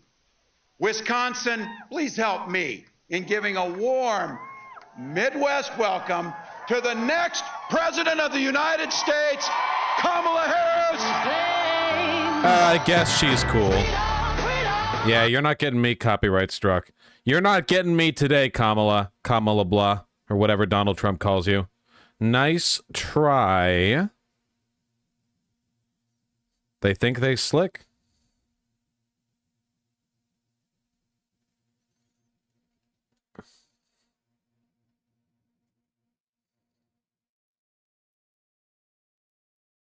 Really, though, the emphasis on the positive patriotism of like neighborliness and family, it really is crazy how much these things have been weaponized by the right. I'm not a big patriotism guy no matter what, on account of nation states being kind of a sucker's game. I'm not here for that. But when it comes to politically effective rhetoric, I mean, I feel like a lot of people on the left feel the need, like they feel like they got to distance themselves from the concept of being a family man just because the right dishonestly weaponizes it. I don't know if we should give them that, you know, because they're not good family people. They're all abusive freaks.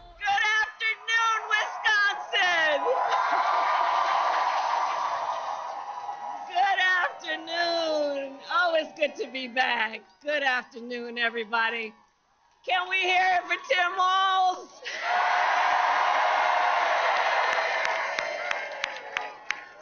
Oh, I'm so happy to be running with him, let me tell you.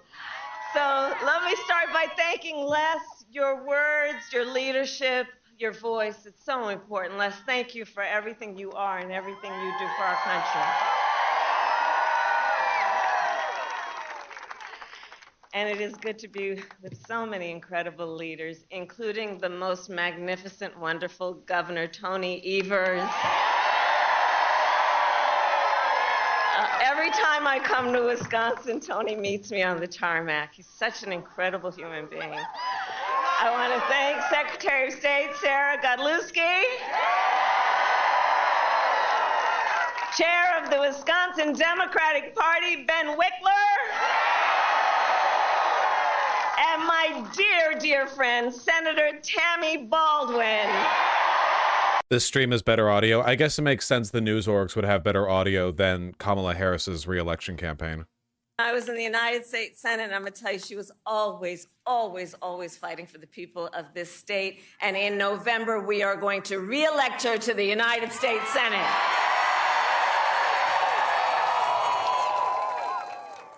Better, but less proletarian. Please give it up one more time for Wisconsin's own Bon Iver. It's a good... Not gonna lie, I'm less interested in her than I am in Tim Walz.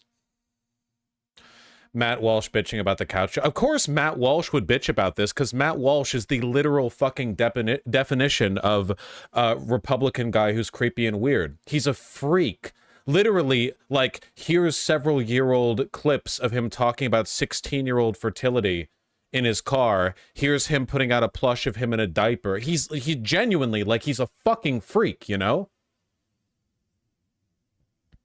This is one of the dirtiest things I've ever seen a presidential campaign. These people are pure evil. And what he's talking about is the couch joke from Tim Walz. Thankfully, Matt Walsh and Trump have never made anything up about an opponent to smear them, you know? They would never sink to that level. They do not like it.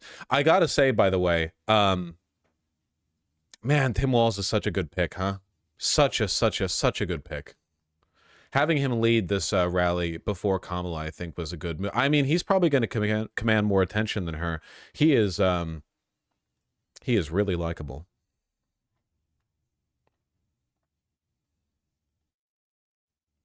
They want to win.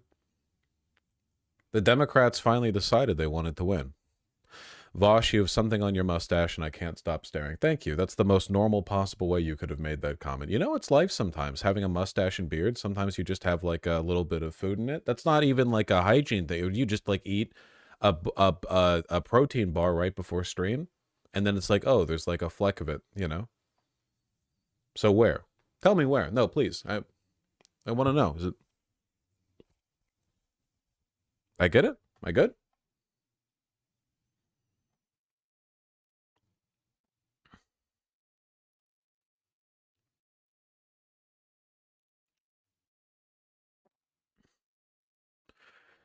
Do you worry they'll tell Walz to tone it down and not overshadow Kamala? No, I think this is being done deliberately. I think they understand that, okay, I'm operating on the assumption that something, at some point during the first debate between Biden and Trump, a sleeper phrase was activated that caused Nancy Pelosi to kick it up 7 gears and become an effective, like, political organizer behind the scenes. So... I don't know what that phrase was, but I'm assuming that happened and that the Democrats are now interested in winning. My guess is that they understand that Kamala Harris and Tim Walz exist to serve like different purposes. For one, Kamala Harris is like the transitional figure because she's the VP to Biden. Like the torch has been handed down, and she's also meant to be kind of like a placating one to an extent, right? You know, like, nah, she's like, you know, she was the VP already. To the donors, you already know her. She's more of a moderate figure, not necessarily in her Senate voting record, but in the way that she comes across. And Tim Walz is more of the like aggressive family man attack dog, and he's doing that very well. I mean, he's coach, right? He's doing that well. I think they're playing it up deliberately, you know? I think that they're both kind of working their magic as best as they can where they are right now.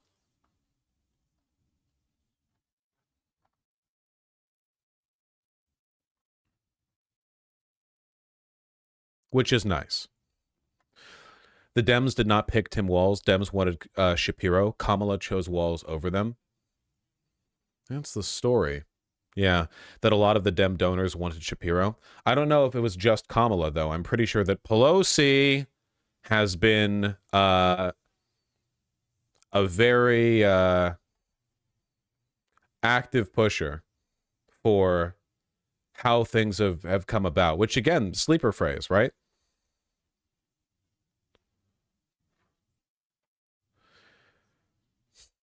What makes you say that? Insider info. It's all Pelosi, always has been. Pelosi saw 3 go. Yeah. Pelosi has been visited by the spirits. We have to give credit where it's due, even if it's to the, even it's the devil. This is the last thing that Josh Shapiro saw before he got sent to the pit. Sorry, it's not your time. It's not your turn. Wandering the back rooms like a fucking anomaly.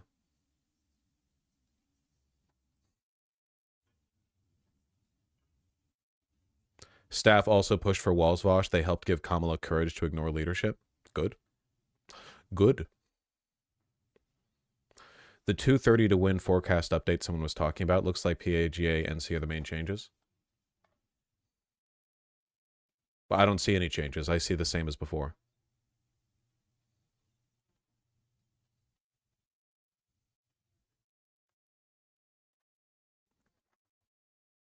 Refreshing. I did refresh. What do you think opening a page does? It looks the same as before. Refresh the map. You know, when you open a page,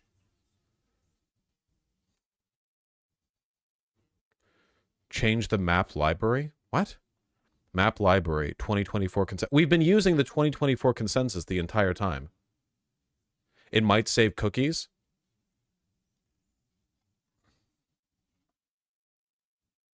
There's no reset button. Because this is the default.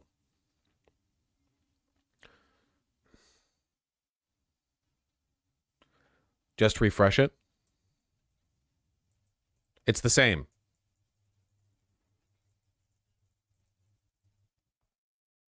Chat is literally wrong. I know, they're being really annoying. Restart your computer.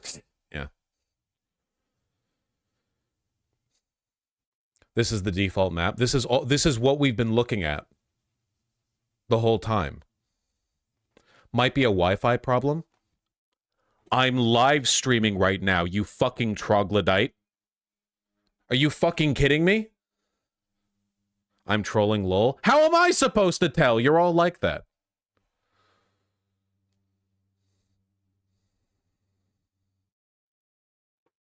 Bottom left of the map says it hasn't updated in 2 days. Yeah, last updated August 5th. Are you guys talking about not using the 2024 consensus, but using like a different polling map? Like this?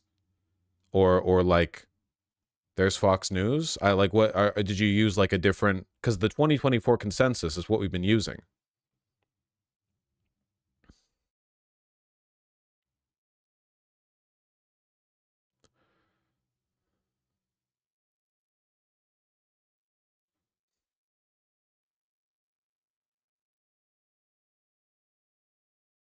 This is devilish polling anyway. That is true. It's still Trump advantage as of right now, no? Well, yeah. Trump still has the electoral advantage based on polling. Walz only got selected yesterday, guys. Wait a little bit, okay?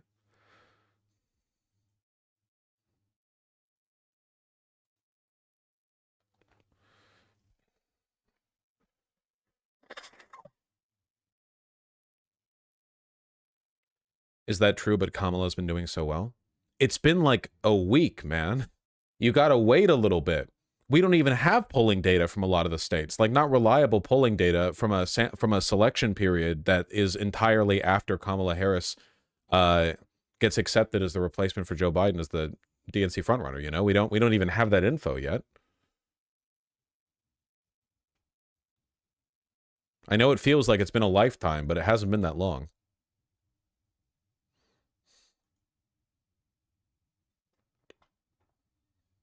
Have we gotten, what is it, the 538 prediction yet? The forecast? Where's the needle? Oh, right. They suspended it. We're living in such unprecedented times. The 538 people were like, yeah, we don't really want to... They have projections for Trump and Biden, but they don't want to toss it out yet. We only just got Tim Walz. 538 is waiting until she's confirmed as the nominee at the convention. Well, it makes sense just because you want time to assemble voting data, you know?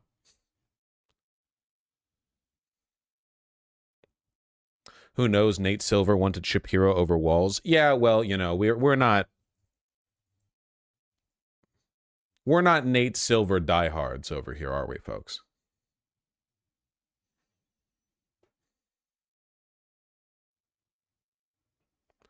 Is he still on about this? Not great news if you had concerns about Democrats' VP decision-making process. Trump world fueled an anti-Shapiro whisper campaign. What?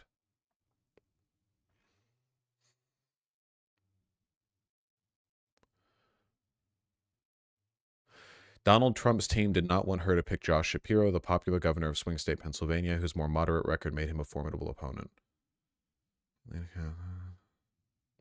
It did so by forging a de facto alliance with the enemy of its enemy, the progressive left, who opposed Shapiro, the only Jewish candidate on Harris's final shortlist. Fuck you, Nate Silver, you fucking piece of shit.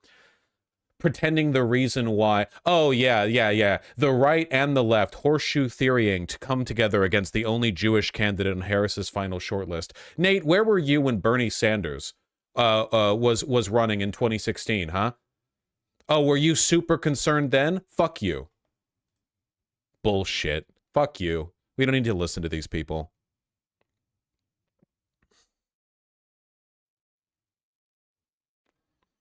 The Bulwark is an anti-Trump Republican Lincoln Project type website. Yeah, I know. Thanks, Nate Silver. 1.2K likes, 672 comments. Looking great.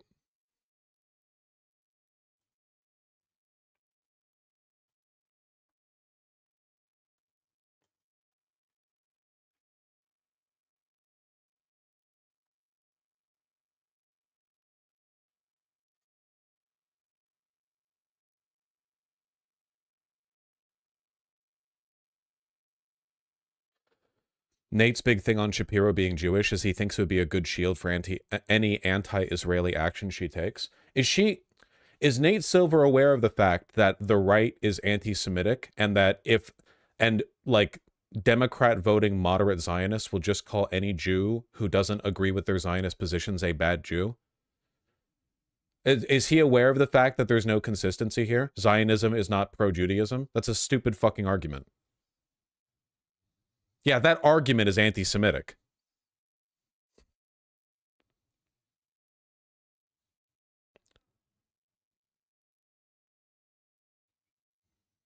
Israel's literally all Jews. Unowen was hollow. Are you aware there are millions of, well, I shouldn't say millions of non-Jews there. You know, let's say plenty of non-Jews within Israel. I mean, not even to speak of the Gaza Strip and the West Bank, which are a part of Israel. Not anymore. No, there are still millions of non-Jews there. Zionism is not Judaism. Zionism is anti-Judaism. The Zionist project has done nothing but bring ruin and disrepute. Undeservedly so, because Israel doesn't speak for Jewish people, but if they certainly claim to.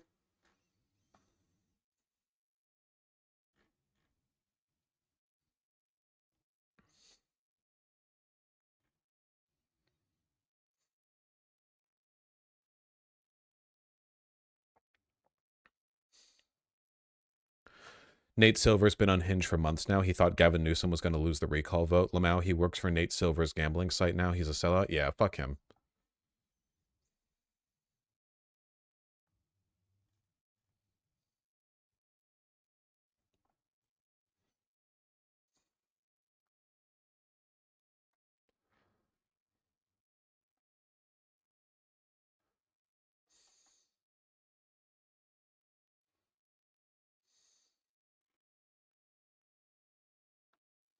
Least weird Trump voter approaches a woman minding her own business. I'm filming. Would you mind being in a video? I'm filming, so I guess so. What are your thoughts on Donald Trump? I think that he's a criminal and probably shouldn't be running for president. I think you're a fucking bitch. Would you mind being in... That's good. I think they should run with that. I think they should run with that, you know? It's a good campaign message.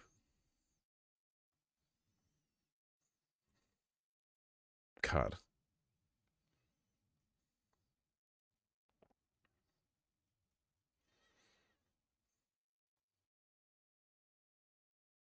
Oh yeah, I saw this.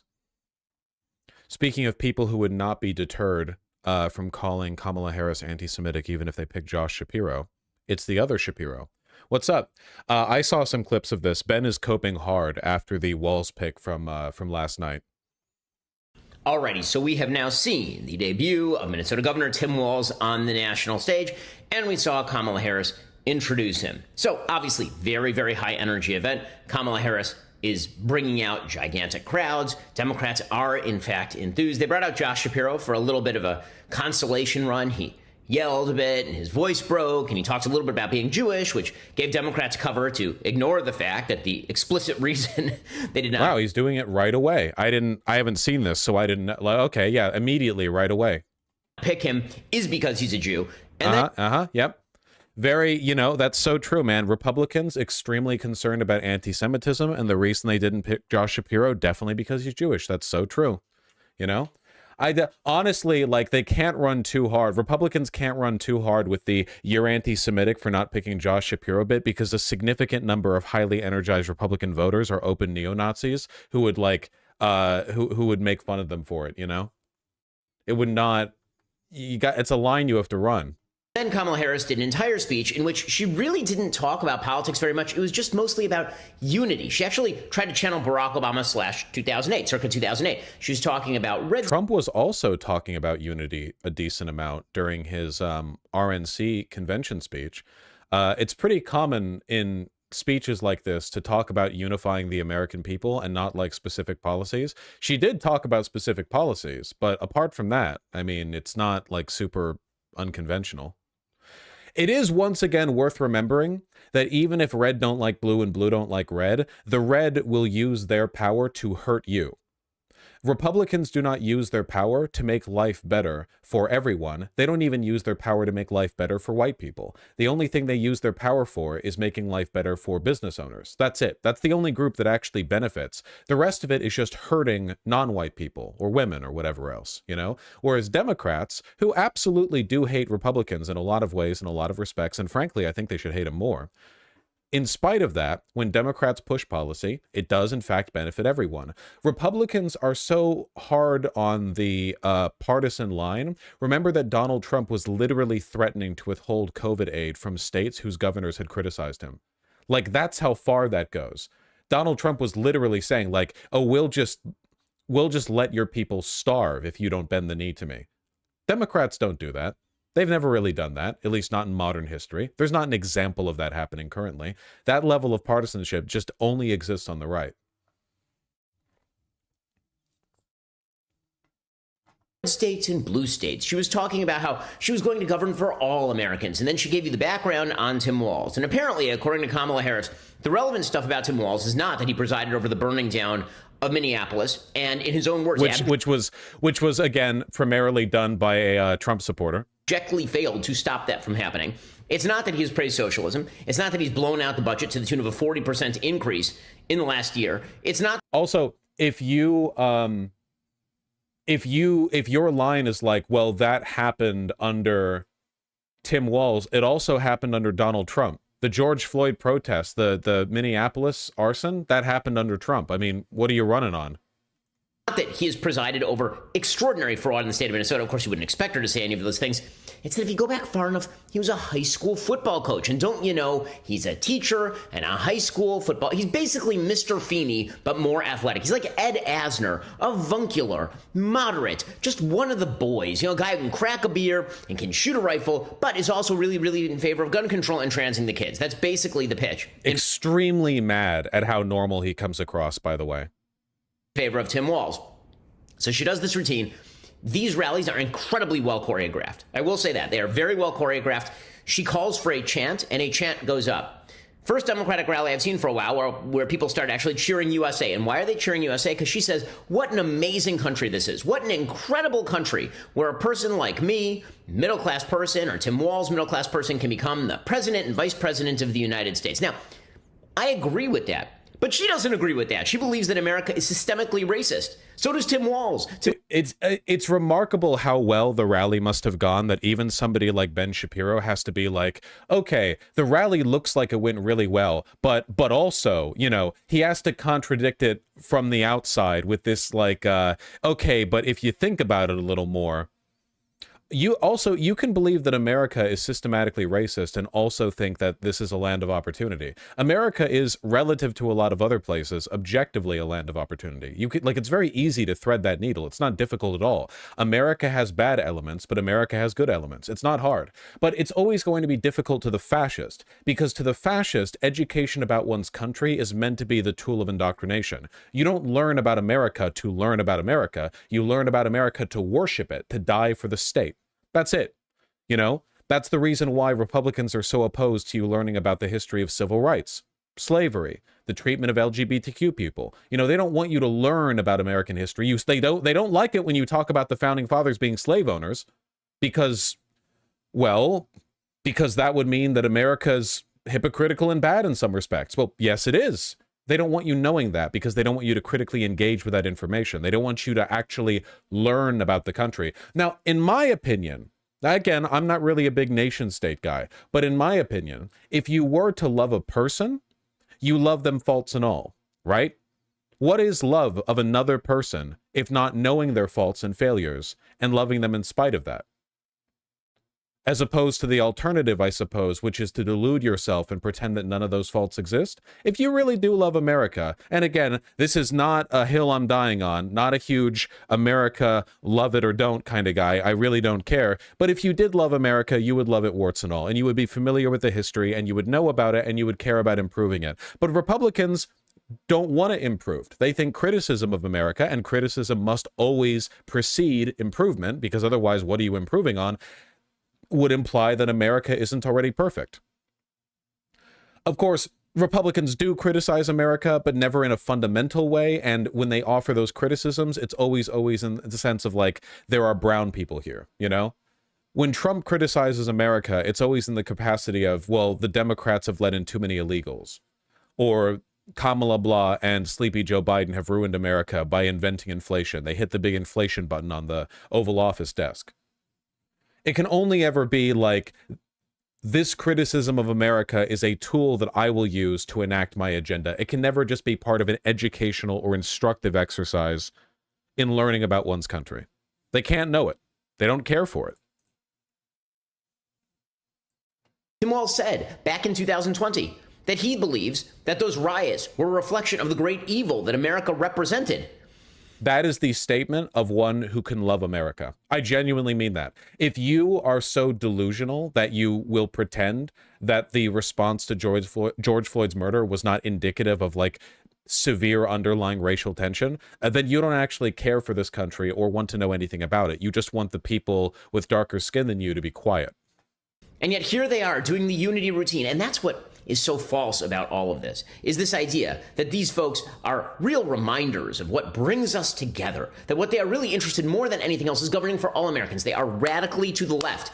This is why the Trump campaign has a moral obligation to remind the American people. The radical communism of free school lunches for all children, and at the rally today, free water for all people. That would get in the way of Nestle's ability to buy up water and land rights in Africa that they can later use in the water wars, you know?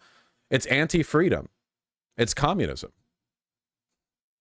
It really is crazy how, and by the way, like, there are left-leaning people in American government. There are no communists. There are no people who are sincerely proposing a model of like decommodification and worker control of the means of production or the abolition of a state in general. These things don't exist in the, they're not part of the discourse, you know?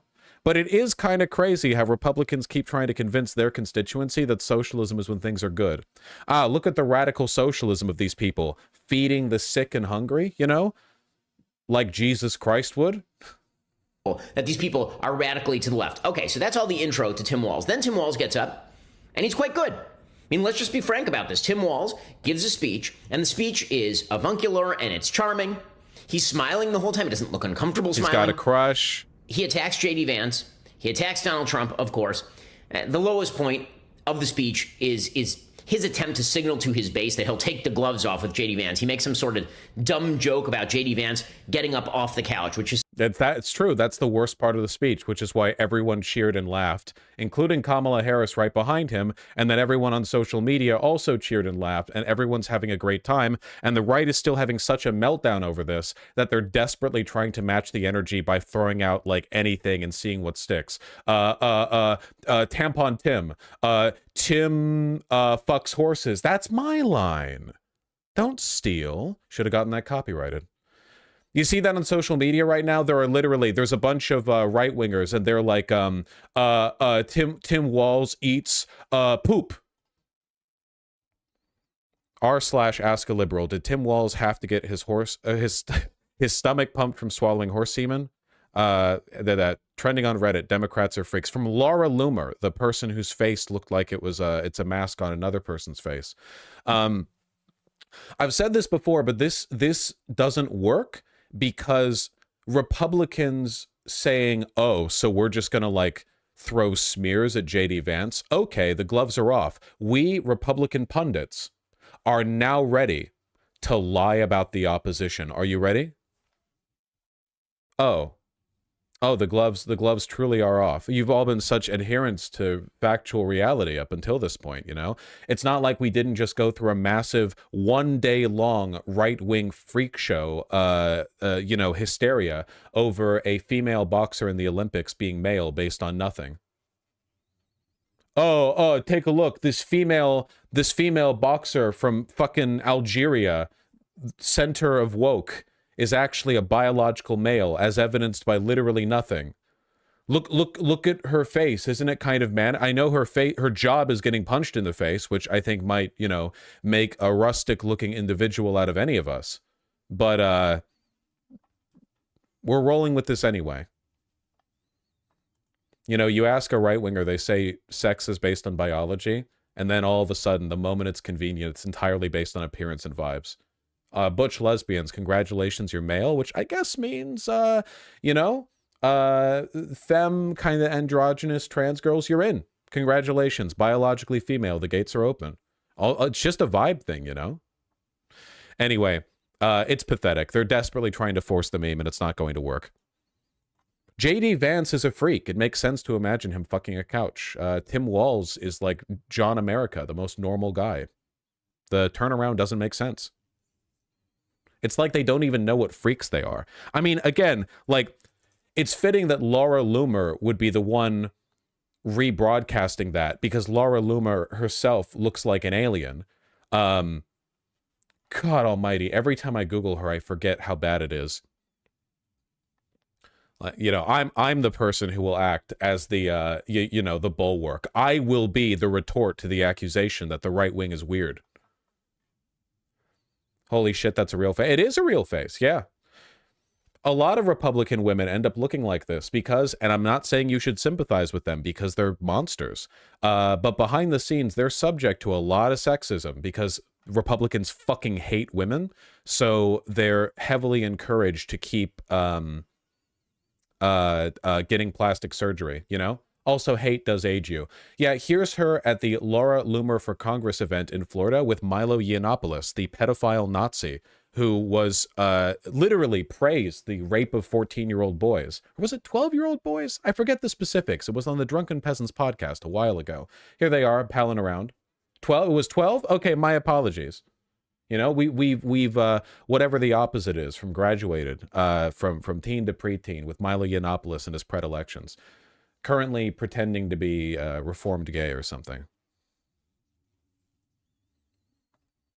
I had to go through so many tweets, holy shit, I didn't realize how terminally online Ian Miles Chong was. Well, yeah, if he ever gets off the computer, he might look out the window and be reminded that he lives in Malaysia and not the United States of America.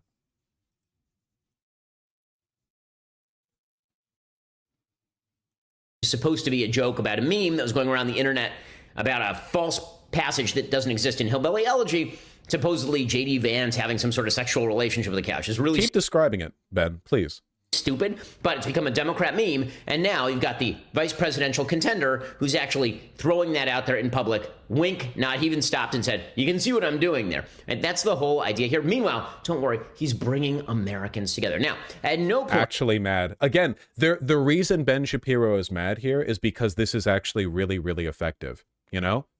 Bringing America together and trashing the right are one and the same. They're freaks, and they're not like us. The lie of unity is the idea that unity means pretending Republicans are normal. The truth of unity is uniting America against them, which is a doable prospect because they're freaks. Point where the challenges that actually face the country ever brought up. The challenges, apparently, according to Kamala Harris and Tim Walz, the big challenges are that Obamacare might get repealed. That's like the big challenge. The big challenge is that Donald Trump might ban abortion, which, of course, he has said he is not going to do and has no interest. What? They said they want to do a lot of things, and it's Project 2025 on the table. One part of which is, yes, the complete ban of abortion.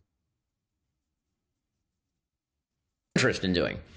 At no point was there any talk about fixing the economy. Apparently, the big threat to the economy is the Donald Trump tax cuts, according to Tim Walz.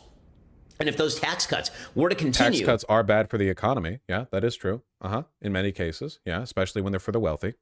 People might be able to keep more of their own money, and that is a serious, serious problem. People? Which people? What income bracket? People who make over $400,000 a year? Yes, admittedly, I might stand to lose some money if the taxes are raised. But, you know, frankly... I'll be okay, I think. Maybe. Vosh.gg/support in these tough times. Trump even said to punish women who have already had abortions. These guys are psychotic. Yeah, I really do think it should always serve as a reminder how earnest Republicans are to not explicitly tell you what their plans are. You, like, look at their offhand statements and their policy positions and the stuff that their advocacy groups are gunning for, their backroom conversations where they're like, yeah, you guys know Project 2025 includes banning contraceptives, right? Going through every legal mean possible to ban them. There's specifically passages in Project 2025 that go on about how the only birth control that women should have is the rhythm method, which is literally don't nut in me, you know, when I'm ovulating, you know, like the when can you nut in me bit. It's insane.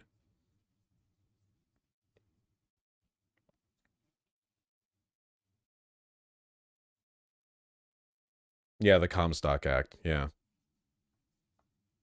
It's crazy. They're freaks. They even want to regulate condoms, Vosh, fucking condoms. Yeah, no, they do.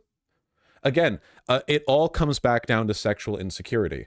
The ability to not get pregnant, any kind of contraception, whether that be condoms, birth control, all of these things make women more free. Women, most women, are saddled with a pretty nasty biological restriction, which is when they get cum in them, which happens a lot of the time to a lot of people. It's been known to happen, folks. And, you know, a lot of people, they enjoy it too. That's the crazy thing.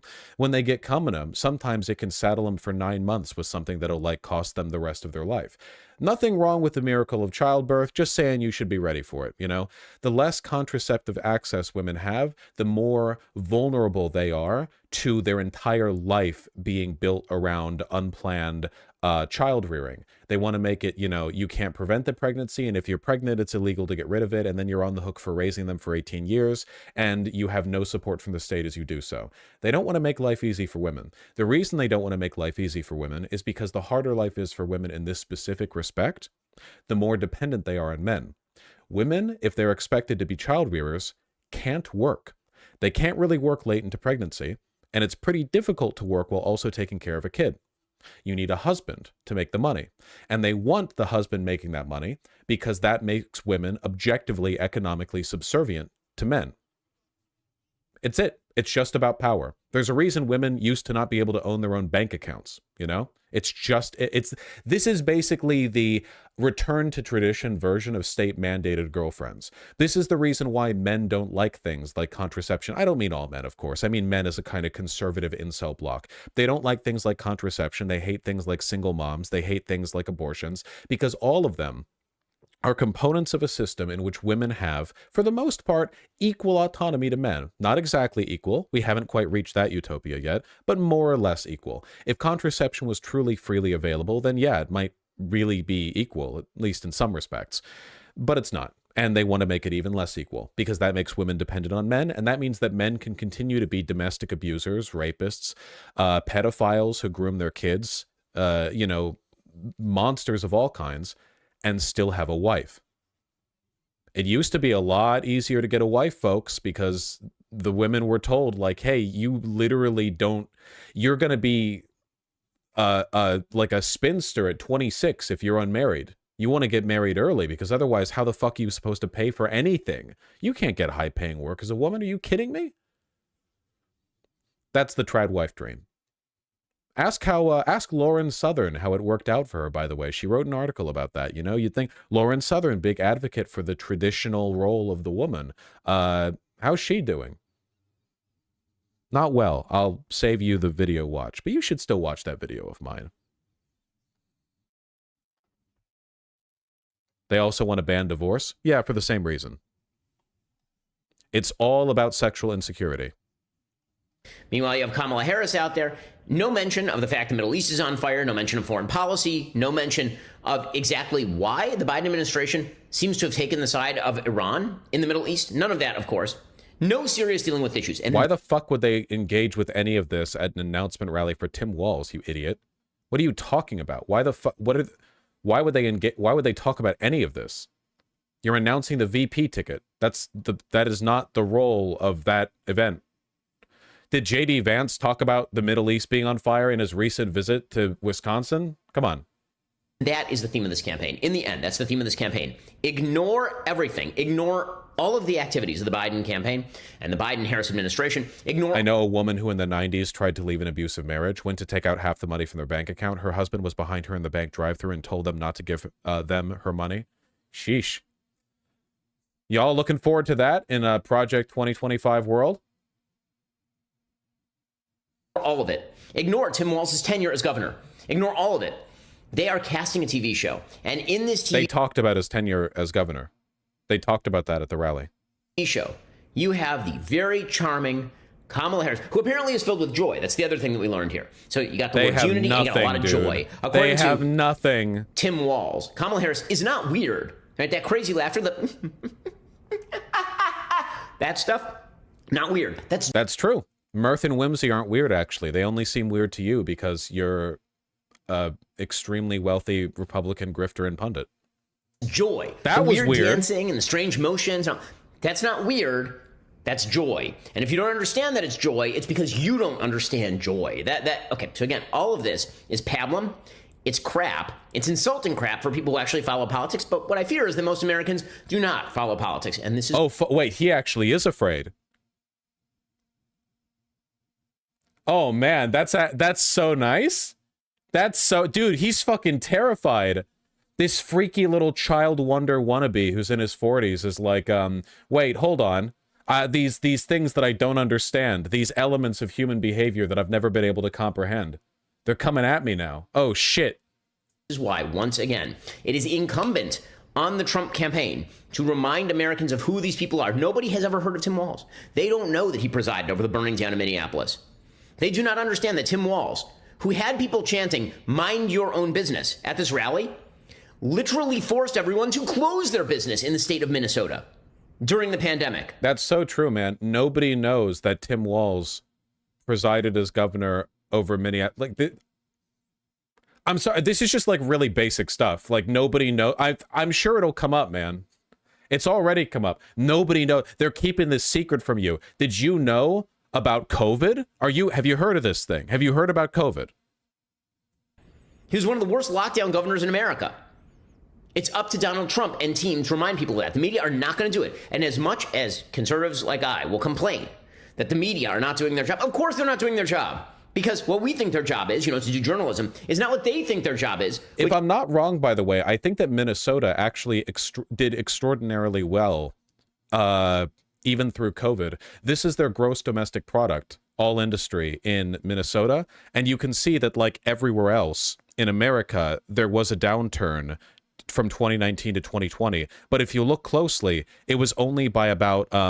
that's like 4,500 out of 383,000. This is like a downturn of 1%, and then it went right back on up like the next year over. I think Minnesota actually, again, it's the Midwest. We're not talking about like California or New York or Texas or Florida in terms of their economic output, but I think they actually responded relatively well to the pandemic, I mean, not bad. Which is to provide cover for Kamala Harris. Are you stupid? Yes. Tim Walz long enough that they enter the White House. So let's not make a mistake about this.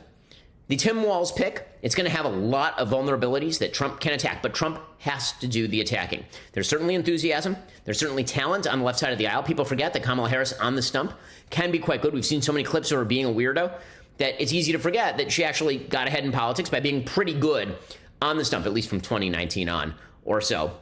Mm-hmm. She hasn't met the road yet. The rubber has not met the road. She's not been asked a tough question. But Republicans are going to have to do that. I don't want to open my YouTube and see 100 Kamala Harris Tim Walz ads. The Trump campaign needs to be dumping hundreds of millions of dollars into introducing the Harris-Walz team, the radical duo, the bail out the rioters from prison candidate, and the governor who didn't want to put them in prison in the first place. They need to introduce that team to the American people, because if the only team the American people see is the team that was at that rally, that's very good news for Democrats. Hold on. I didn't have the image ready in time. Hello, CNN. There we go. It's afraid. Genuinely. I really do think that their ability... I don't know what they're going to run with. Right now, it seems like the only actual thing they have on Tim Walz, and it's not even a real thing, but it's a thing they're going to try to run with, is the veteran thing, where he's a traitor to the United States for only serving for 24 years, Here, hold on. I think this was the most viral post on the subject. As soon as the shots were... He's back again. I think so. This is from 2018. I think his gubernatorial run. The one guy to wage a public war of words against Tim Walz. He abandoned us. You know, I mean, what the hell kind of leader does that? I mean, he just... Again, for those of you who weren't here for earlier in the stream, Tim Walz was in the National Guard for 24 years, and when his unit was to be deployed to Iraq in 2005, he retired before then. And this guy is like, you're a traitor. You should have led us in Iraq. You should have served more than 24 years. You didn't serve long enough. As soon as the shots were fired in Iraq, he turned and ran the other way and hung his hat up and quit. No. He had been planning to retire for a while since then. Why would he go out there and serve in Iraq? Even J.D. Vance, the other VP pick, who did serve in Iraq, but, you know, serve for 4 years and not in a non-combat role, likewise, has said that he was lied to about going into Iraq. We'll get to Barron's new message for voters in a moment. But this all starts years earlier when Barron says Walz's misleading statements about his military service first led him to come forward in the fall of 2018. So you try to get this message out, but Minnesota's largest newspaper checks it out, says it's 100% true, but yet refuses to print. The story, yeah, because the story is, yes, Tim Walz did retire from the National Guard after 24 years. Why would we print that? The story is true in that he did, in fact, retire. Like, why would we print your deranged rambling as a member of his unit about how he abandoned his country? Is every veteran who served for less than 25 years then like a traitor? I don't know if that's the ticket you want to run on. The interviewer in this vid, Liz Collins, is the wife of Bob Kroll, president of the Minneapolis Police Union. Police are not beating the allegations. When I hung the phone up, I said, what the hell is this, North Korea?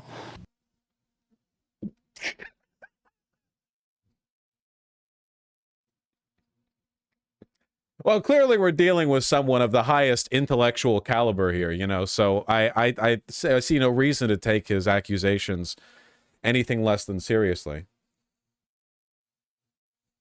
Back in 2005, a warning order went out to the 1st Battalion, 125th Field Artillery to mobilize for a mission to Iraq. At the time, Walz served as the unit's highest non-commissioned officer, but months later, Walz would retire from the Guard, avoid the deployment, and run for Congress.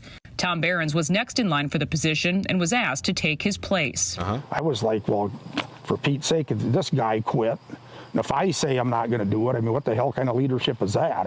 You can do that if you want. You are allowed to leave the military. You can do that. It is a job.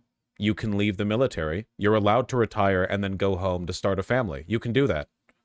He started a family. He was in for 24 years. He left at 41 years old. That's pretty late to start a family, you know? Like, people say, like, well, he looks like his children's grandpa, not their dad. Yeah, because he was serving in the military for that long. Like, oh, sorry, wait till you're 45 to start a family? You need to go to Iraq? Oh, yeah, lots of really important stuff happening in Iraq, you know? Really important stuff that Tim Walz had to be there for. If a company would say that we're going to deploy to Iraq or somewhere and you're going to be gone for whatever amount of time, and then the foreman just says, no, I'm not going. I mean, what does that say to the 500 people that work in that factory? Barron would go on to serve in Iraq on a nearly 2-year deployment as a command sergeant major. Only 2 years, pussy. You betrayed your country. All while Walz began using that title as a congressman. Barron says he first contacted Walz with his concerns, sending these letters to Washington. They all went unanswered. But then What concerns? What concerns would they have to answer? You left after 24 years? What, like, again, what is the accusation? Fast forward to the election in Doesn't she look a little bit like the lady from Better Call Saul? I know I'm doing her dirty here. I just think they look a little bit similar. Kimmy Schmidt? No, wait, that's a different one. Kim Pines. Is that the right one? Kim Wexler. Kim Pines. Okay, there we go. 2018 in Minnesota, and you try at that time to get people's attention with this story and also with what seems to be a very misleading statement that he continued to make about his service. What statement? It kind of just sat there. You know, when he was a congressman, he bragged that he was a command sergeant, retired command sergeant major. I'm the highest ranking person ever in the House, and all this. Command sergeant major. Okay, 1 second. Just a moment. Okay, so I went to Tim Walz's Wikipedia page. Military service, U.S. Army, Minnesota Army National Guard, Command Sergeant Major. Okay.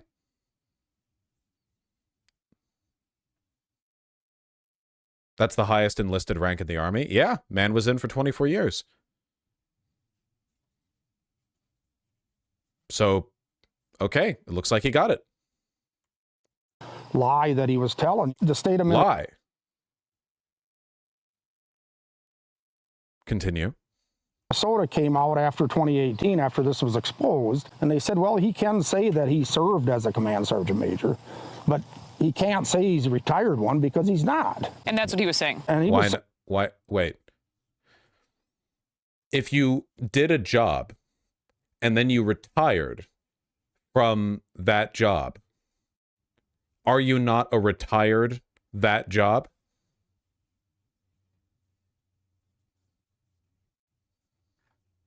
What am I missing? Paperwork reasons? He got the rank, but it was reduced after he retired because he didn't complete some schooling.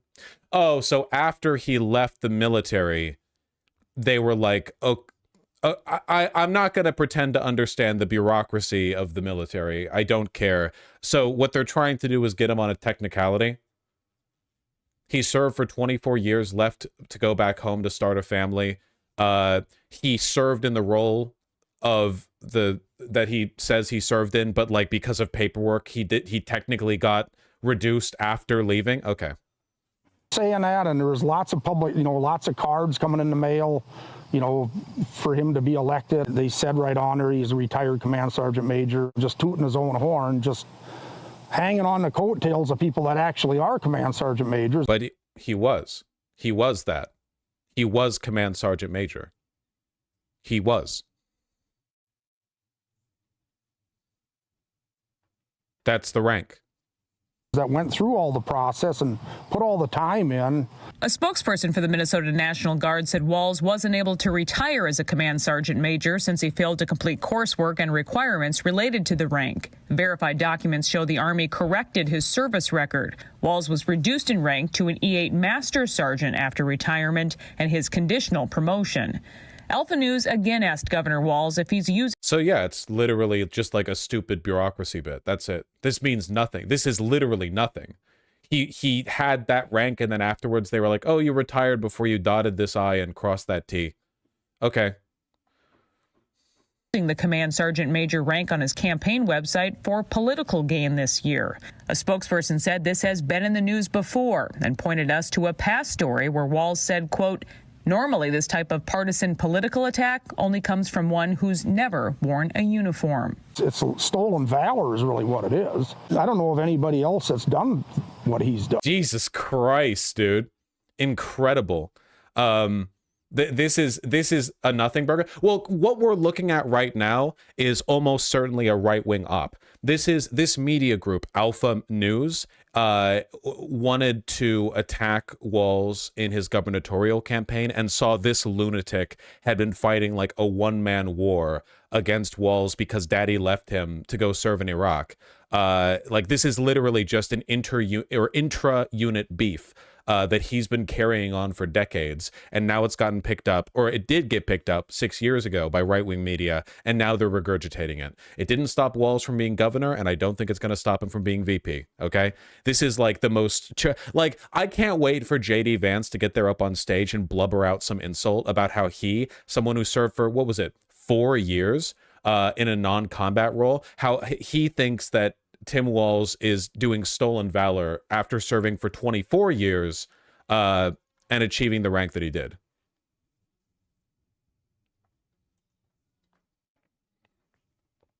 He was in Baghdad for 6 months. Wasn't JD Vance not like his role wasn't combat though? He was doing like a journalist work. I thought it said 2 years. Was it only 2 years? Not even 4?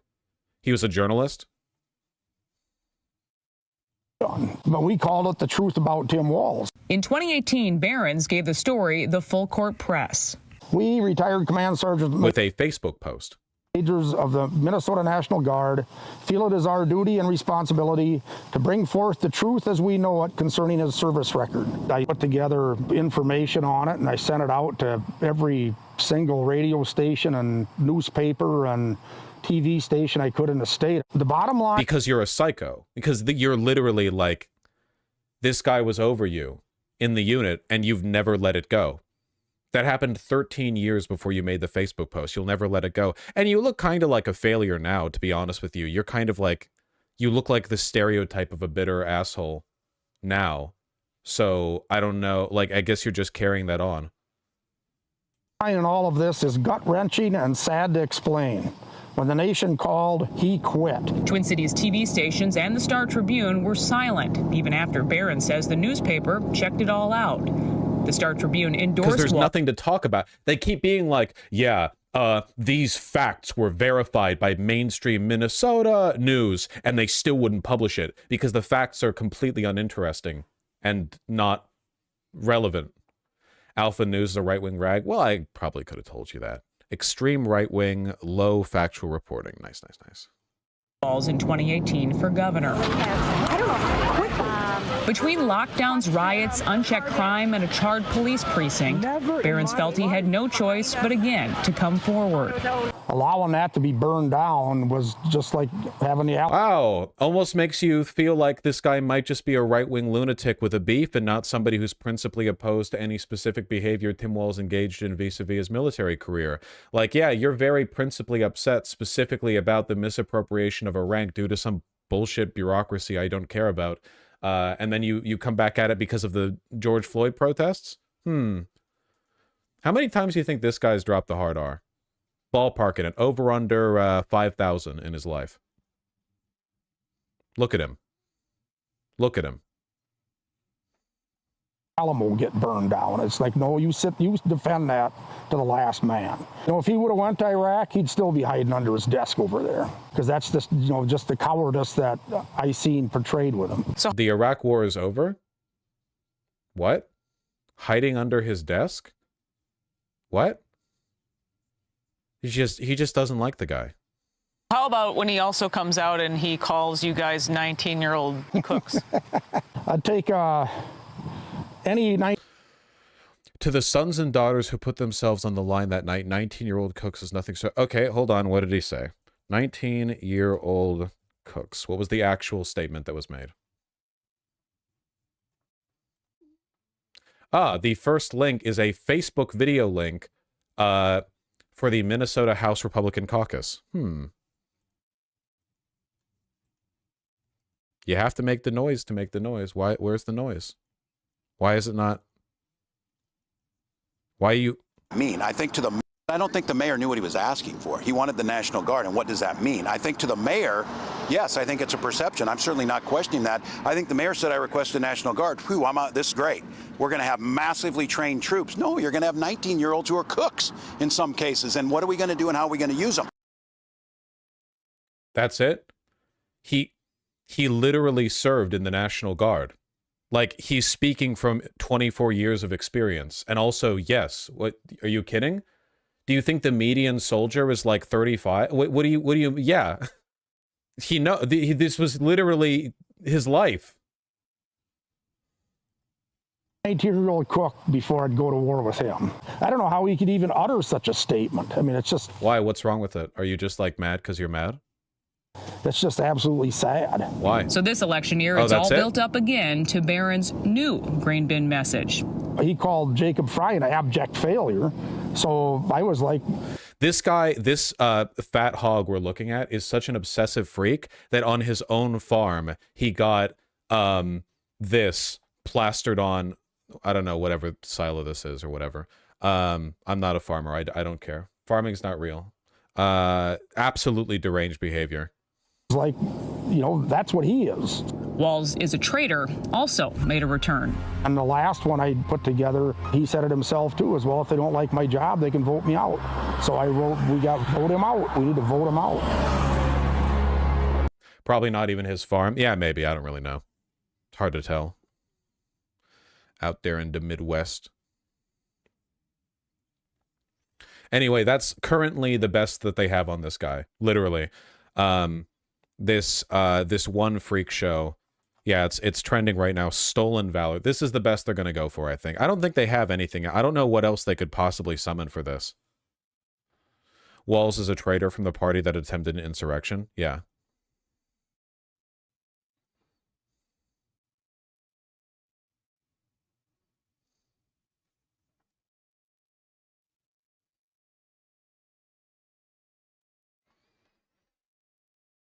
I can't believe Republicans would just lie like that. I know, it's so uncharacteristic of them.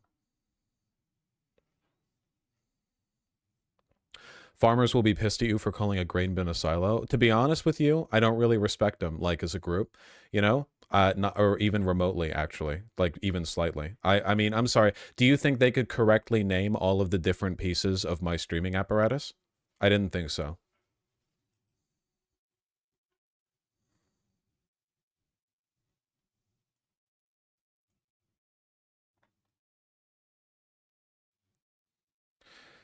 Looks like the Ukrainian army is starting to retreat from Kursk. Yeah, they didn't plan to be there long, I guarantee you. It's a show of strength, I imagine.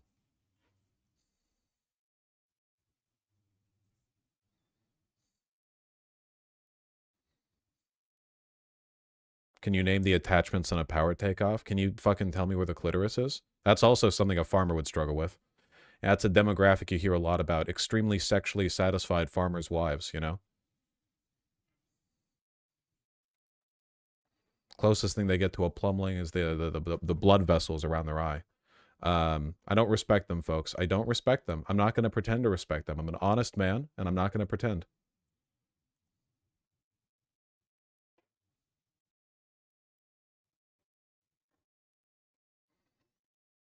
Republicans always do try to discredit the service of veterans they don't like. Yeah, I remember the John Kerry bit, yeah.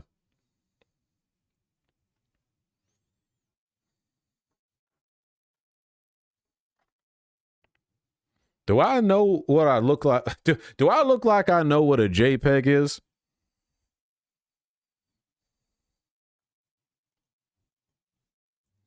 Oh, I saw this. A little bit different here. You've been criticized as being a little too serious, maybe angry sometimes. What makes you smile? What makes you happy? First of all, love the fact that this question is apparently coming from Charlie Day. You know, I don't know what shenanigans led to him and the gang getting involved in politics again, but it's not the first time. Well, I smile at a lot of things, including bogus questions from the media, man. I mean, look. It was the softest underhand throw imaginable. And you hit yourself in the nuts with the baseball bat. Hey, JD Vance, so people have said you're weird, but let's give you an opportunity to demonstrate a bit of humanity. What makes you smile? Stupid questions from fools, that's what. Ha ha. I think if you watch a full speech that I give, I actually am having a good time out here. And if you look at me, is it not apparent that I have fun? Does it not look like I'm having a good time? Enjoying this, but look, sometimes you got to take the good with the bad. And right now, I am angry. It's the softest pitch anyone's ever thrown, okay? We're talking, they're throwing like one of those fuzzy felt balls you throw in the dryer to knock your clothes around to get them nice and dry, and he still couldn't hit it. Incredible. Incredible. They're such freaks, man. Can you imagine fumbling a question like that? All he would have had to do was say, what makes you happy? Spending time with my lovely wife, of course. Like, that's not even like a 0 IQ. You get that one for free. That's like a default one if you have a wife or kids, like same with the kids, right? But he couldn't do it. He could not do it.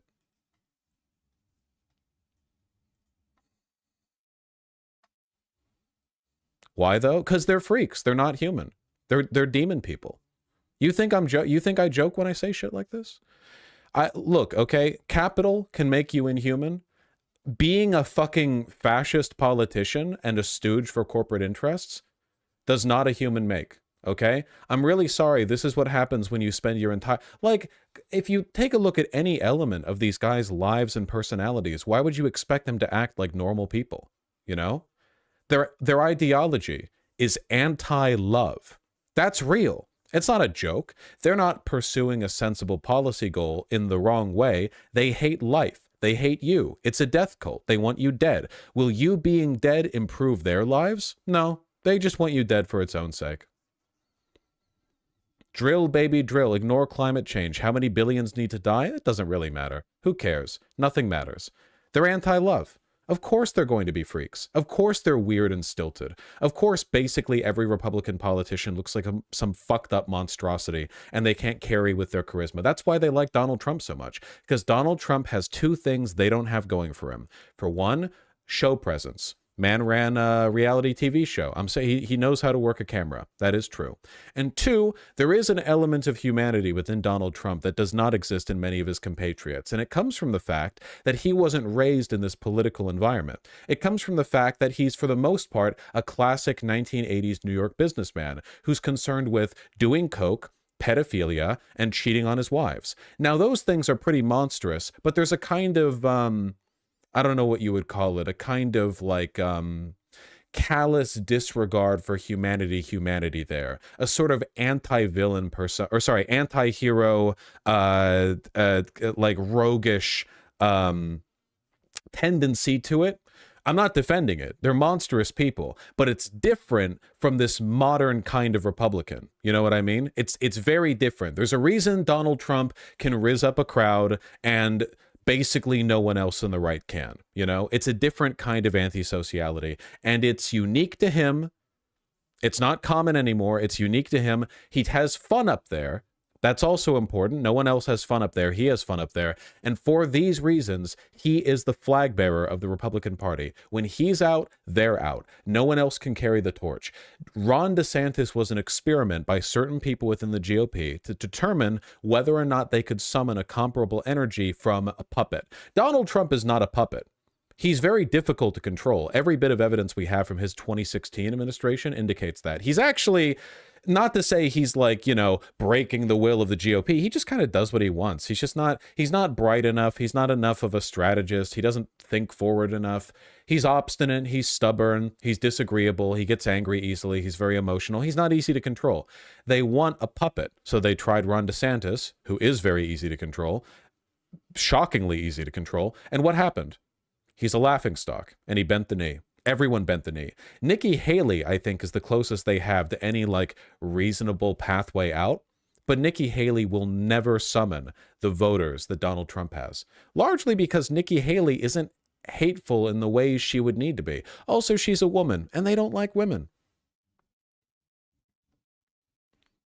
Anyway, that's why they're like this.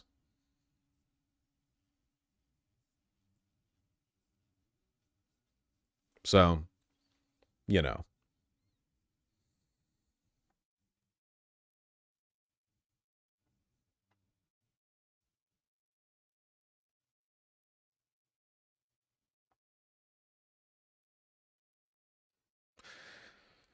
They don't even love their race, even though they're racists. There are no white supremacists who love white people. They only hate non-white people. White supremacists do not spend their time idolizing or celebrating white heritage. If you go take a look at people who celebrate black heritage, you can take a look. There's like a million cultures and the little variations and the stuff they're proud of and they care about. Or the individual white cultures. Irish people, sure. Scottish people, sure. French people, sure. Go out to Eastern Europe, you know, go further and further. Go to the old Christian country, you know, go to Armenia, right? There's lots of really interesting, like, not that I think most people would immediately think of Armenians as white, but whatever you want to call it, you know, race is arbitrary. You can see a million little cultural variances. You can respect it. You can pay homage to it. You can reference it. What do white supremacists actually care about? Take a look at the historical art they post. They go back to Rome, which... the direct continuity between modern white Western society and Rome then is horseshit. There were black Roman emperors. It was an empire. And the average Roman back then would have been way the fuck too swarthy. What you now think of as a white person, they were blowing spit bubbles under swamp water in what would later become the Isle of Britain. Okay? Like, that's what they were up to at the time. All right? If we went back in time and we took a look at what the Romans were like from our modern eyes, they would look like gay Mexicans from southern Italy. Okay? They would be, folks, it would be really gay and it'd be really Mexican. All right? You take a look at how they painted their statues, we would not like it. They like the myth of Rome, where it's all white people in white marble, all clean and austere. Definitely real, by the way. And they like the Crusades. Even though if you actually look at the history of the Crusades were like a lot of white on white infighting and a lot of just sweaty, disgusting, shit-streaked pants wearing Christian peasants dying in the middle of nowhere for no reason. You know, the sacking of Constantinople, the betrayal of the Eastern Orthodox Church, like a lot of wild shit. None of this really helped white people in any meaningful way. They just like it because they see it as a signal of white power over others. They see it because they hate non-white people. I saw recently, apparently there was a white woman who did well in women's track and field at the Olympics. It was some sport. I don't know which one. A sprint, a marathon. I don't know. I don't care. A white woman came out ahead of some black women. Unlikely, you know, we all know about those fast twitch muscle fibers. We know what the Jamaican women are up to. They're like the Flash. Okay, fine. The white woman won. It was quote tweeted by a Nazi account on Twitter. It was one of the like pedophile. I think it was the one who he's the pedophile anime guy and he's Mexican and he pretends not to be Mexican because he's a Nazi. You know, it's one of those types. That doesn't narrow it down much. And rather than celebrating the fact that the white woman won, the tweet was entirely about how the black women lost.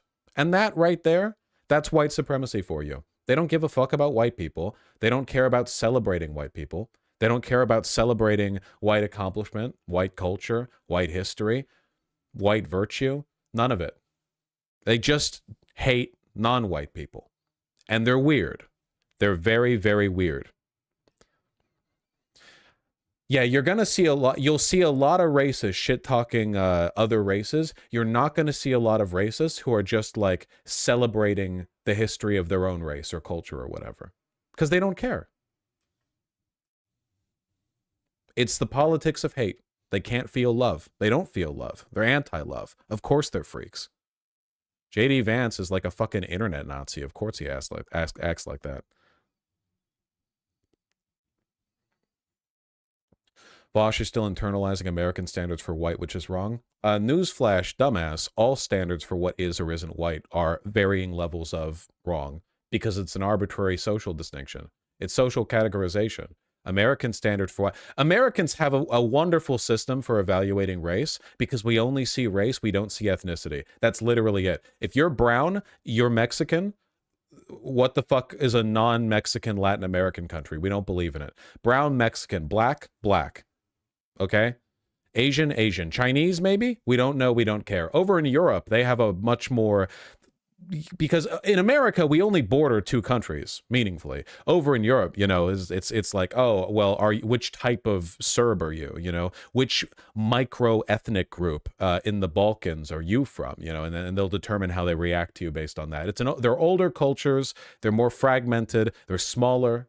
I love the fact that over here in America, we're enough of a boiling pot that ethnicity is like a secondary consideration. Personally, I'm a racial abolitionist. I think that the fact that we pay attention to race as a meaningful social category is bullshit. Obviously, skin color exists. And if you look at like the genetic variation in humans, which is significant both between and inside of all racial groups, you'll see that, you know, maybe I have like different shaped eyes, nose, the skin tone, I sunburn easily, whatever. But we don't separate races based on like distinct categorizations. We choose where to draw those lines, and the lines are pretty blurry. Why is Obama black when he's exactly half black, half white, genetically speaking? You know? Why are there some, you know, why can there be more genetic variation within, say, the white race than there is between a median member of the white and black race, you know, to the extent that these things can be described and defined and separated in an arbitrary taxonomy? Why? Because it's stupid bullshit, you know? We could separate races by anything. Do it by skin color now, sure. Do it by eye color tomorrow, you know? Target nipples, knife nipples. Who cares?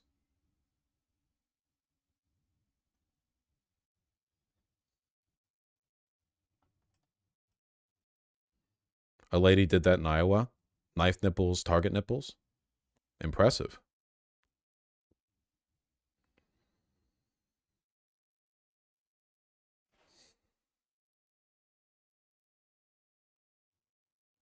I just got on, but have you gone over Walls' positions yet? Not trying to be rude, but I genuinely don't know why people are excited other than he's better than JD. We've talked about his positions. I mean, I haven't done like a full policy segment for it because, you know, to begin with, I think the vibes and energy are kind of what we're coasting on. He's a progressive. He's done a lot of good progressive stuff, but we're not really running on the ticket here. Kamala Harris will be the one who determines the ticket. And, you know, even then that's kind of shaky because the DNC is sort of its own monster. It's hard to operate outside of that. It's not like Donald Trump was the one calling the shots policy-wise for the GOP. He was just blowing spit bubbles in the Oval Office. He was the one giving the speeches. The actual policy, you know, it's a whole deep state of lobbyists and campaign coordinators and party whips that are making those decisions. What matters is that you can call Walls coach.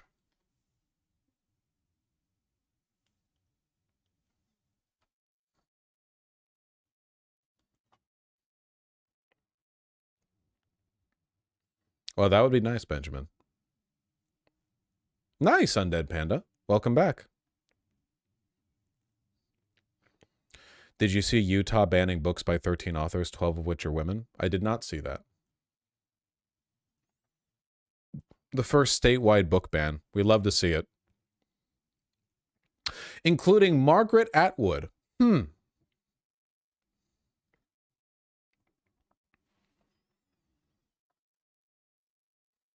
Fascinating.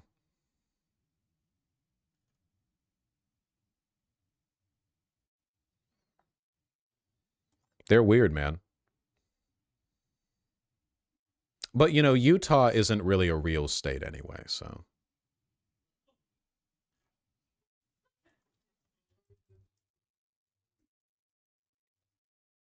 They're freaks. It's literally like a Mormon-controlled state. Of course they're freaks.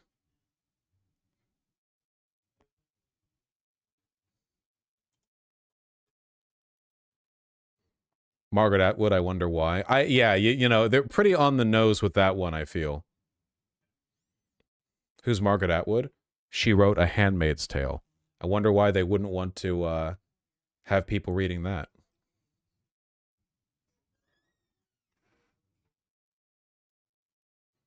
In what way are they Mormon-controlled? In what way? In what way? In the reality way? In the empirical way? I'm not entirely sure what you mean. I mean, you can take a look at the history of Utah. It literally, in every way, Mormons are incredibly influential in Utah. Like, massively so. It's a whole thing. In what way aren't they? Yeah, we're not alluding to some kind of, like, vague, abstract, you know, interpretation of reality. You can just point at reality.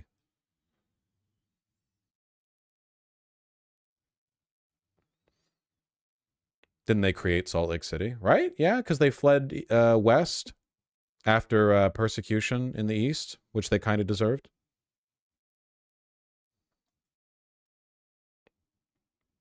I love your jean shirt. Thank you. It's called chambray. It's like a lighter denim weave. It's very common for work shirts. It's nice. Inexpensive as well.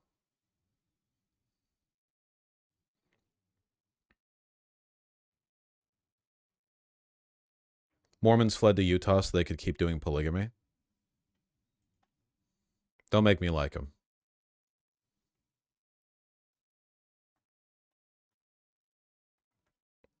Incorrect? Doesn't really matter. We have some links to look at. Important links, folks, if you care about democracy. I also just noticed that I have 13,000 people watching. Hello, that's crazy, you know? If you're watching and you like my shirt, then you should subscribe. And if you don't, then I don't even want to talk to you. That just hurts.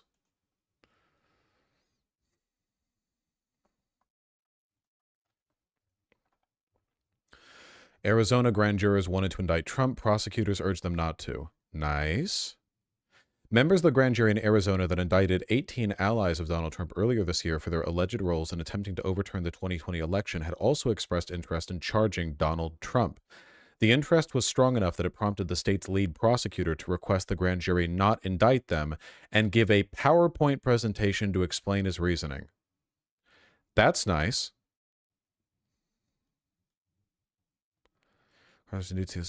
Secret grand jury proceedings led to charge against 18 others, including Rudy Giuliani.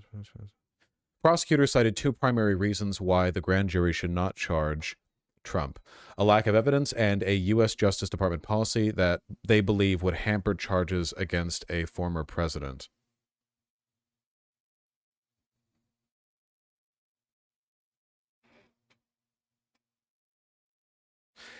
It is possible that this was being done for legitimate procedural reasons, but in all likelihood, they probably just really didn't want to open up the can of worms. I don't know what else there is to be said about it.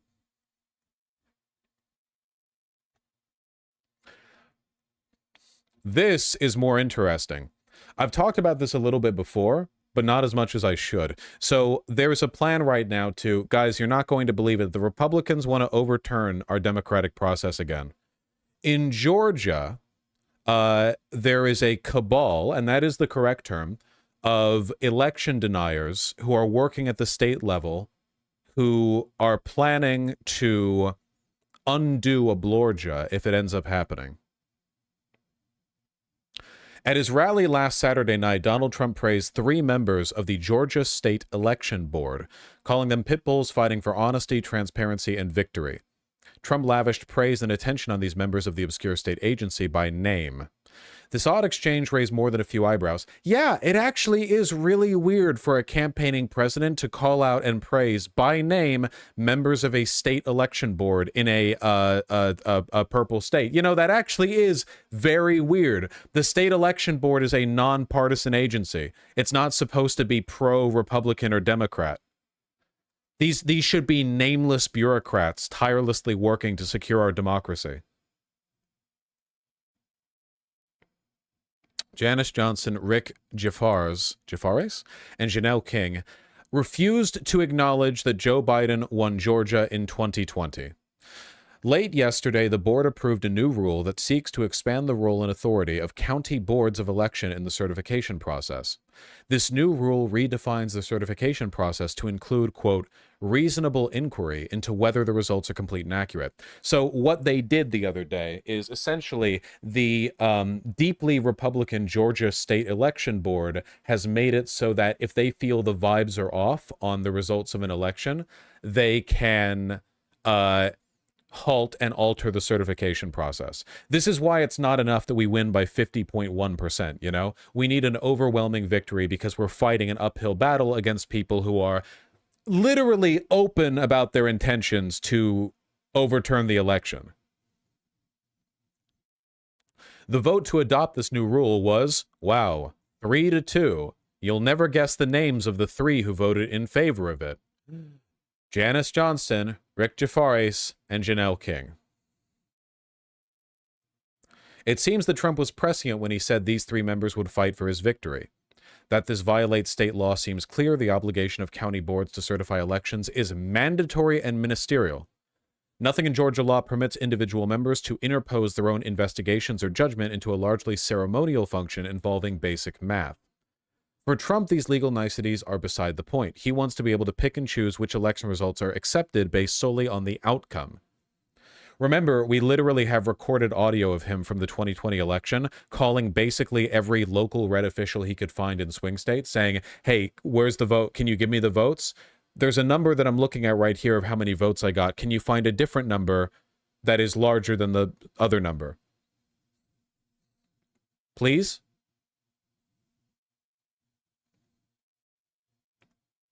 If the new rule survives the inevitable court challenge, Trump will have another powerful tool in his election subversion arsenal. If it is struck down, which seems more likely, he will claim to be the victim of biased judges and an unspecified conspiracy. We do have one thing on our side here, which is, unlike in 2020, we currently have Joe Biden in office. When all of this was happening back in 2020, you know, Donald Trump ultimately was he wasn't the ultimate authority in this, because that's not how our system of checks and balances works necessarily, but obviously he had the power to put his thumb on the scale, and now, of course, he doesn't. The SCOTUS does. That's the trade-off. Exactly, Bat Canary. Now we have the president, but they have the Supreme Court. That's the trade-off. Well, technically they had the Supreme Court back then too, but the SCOTUS hadn't entered their like mega hyper partisan era back then. That they were keeping the mask on a little bit more back then. So, you know, the legislature, Congress is deadlocked. SCOTUS is all in on dictatorial nonsense, and Joe Biden is, I'm hearing this for the first time, a Democrat. So look, it's going to be a wacky election season, okay? It's going to be a wacky election season. I'm surprised Biden has not had the DOJ investigate it. He can't. That's not their authority. This is first up for challenge in the Georgia State Supreme Court. Can only be elevated above that after a process. It's already been a wacky election season. Yeah. Yeah. The larger lesson from this episode is how much more methodical Trump and his allies' approach to subvert the 2024 election is than in previous years. Do keep that in mind. They have spent the past 8 years filling every state office and every federal office they could with as many sympathizers as possible. The process of doing so has not been subtle. They have been transparently loading these, these state agencies with election deniers. They are getting ready.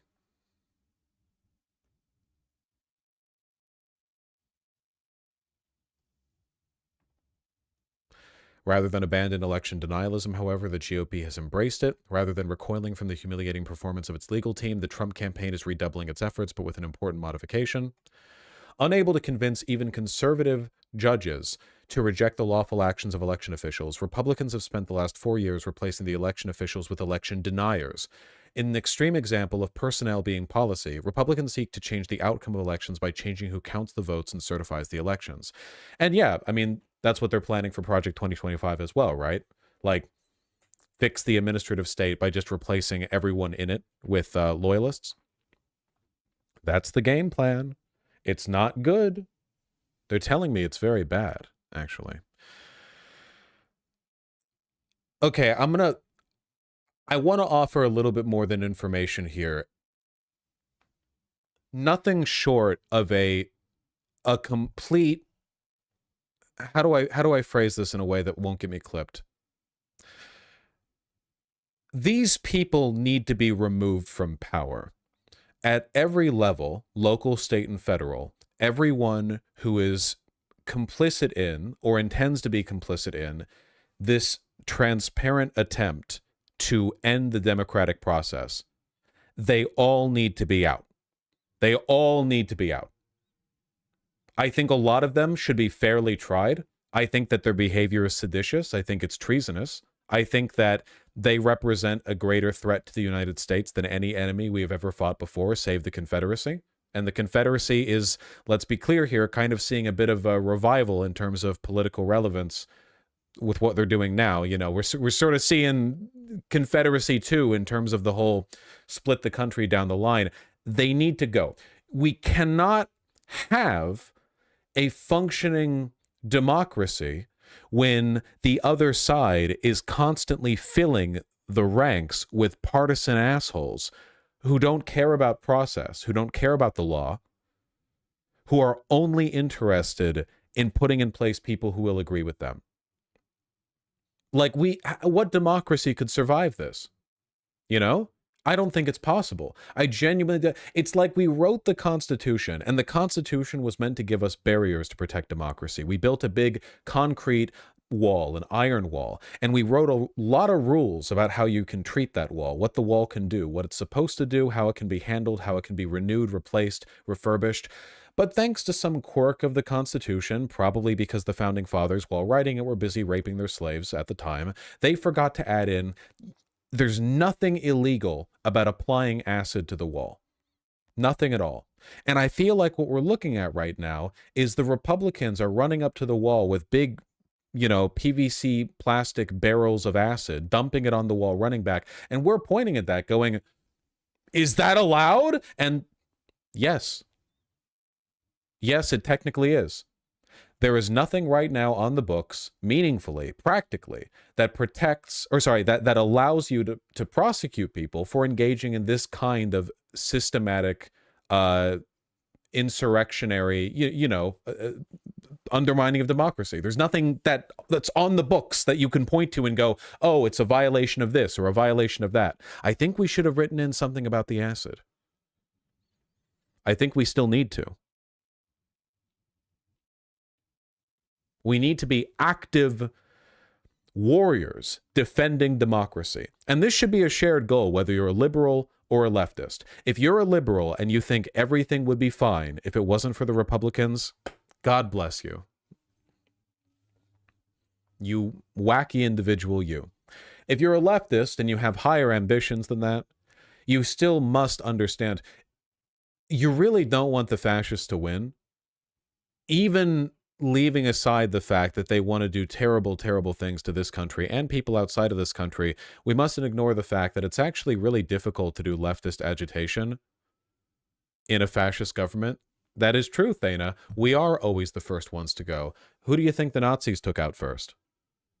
It was the communist, socialist, and union organizers, the very first ones to go, because they were the mobilized opposition. And YouTubers. Socialists, communists, YouTubers, and trade unionists. A lot of folks ended up going in the long run. In the immediate sense, we were the threat. They are a threat. So we have to win.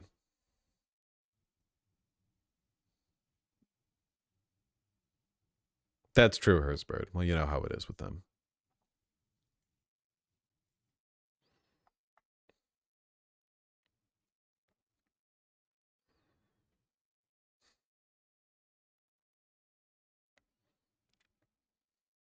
If people in power are acting in bad faith, Rhino, no well-worded laws that we put in place beforehand can stop them. I used to be motivated by this reasoning, this like, well, if we go hard on them, they'll go hard on us. They'll go hard on us anyway. Trust me, they are not waiting for an excuse. They've already decided what they're going to do. They're writing policy plans for it, you know? If you are nice to fascists, they will not go nice to you in exchange.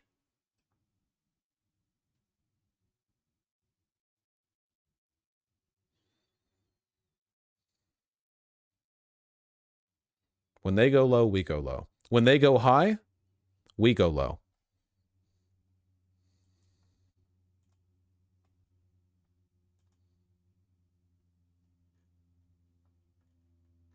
All right.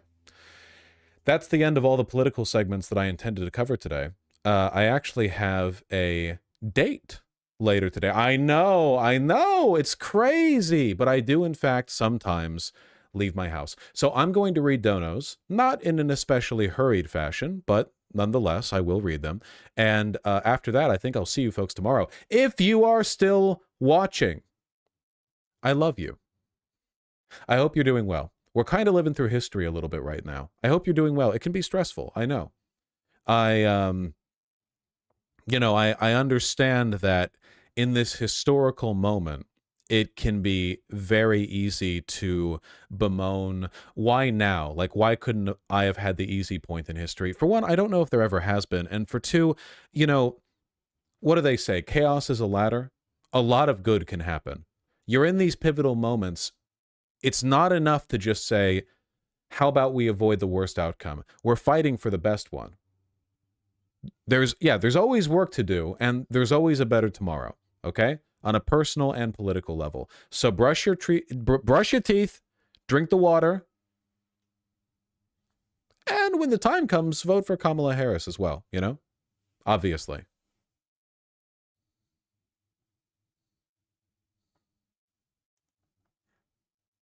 I love drinking water. Me too. It's pretty good for you. Never understood those people who can't drink water. You know what I mean? They're like, oh, I just drink soda. What is wrong with you? You're a monster.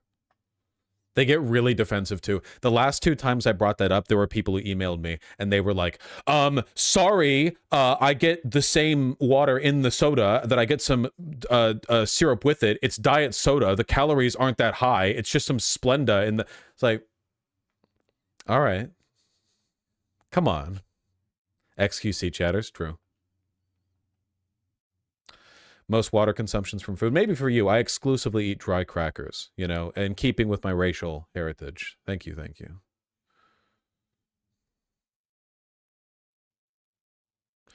I had a friend like that in uni and she had terrible breath. Yeah, she might have ulcers. You want to be careful with that. When people have consistently bad breath and they eat and drink like shit, maybe also if they're a little bit too aggressive with the consumable substances of an illicit nature, could be ulcers. Want to be careful with that. What's an ulcer? It's like a open sore wound kind of thing in your stomach, right? Like it's like a festering... It can be like your acid burns you out, or like the chemicals and the stuff that you take kind of rot away at you, and it can give you bad breath. It's not good. That sounds horrific. It is. What resources did you use to get into your fashion arc? I mean, I just kind of... I didn't use resources, you know? It's just a language that I grew more interested in. I care more about it now. Money? Yeah, certainly. Though again, the shirt I'm wearing right now is $33. Bronson MFG offers some really, really, really good inexpensive items in the like military and workwear recreation kind of deal. You know? That's pretty good.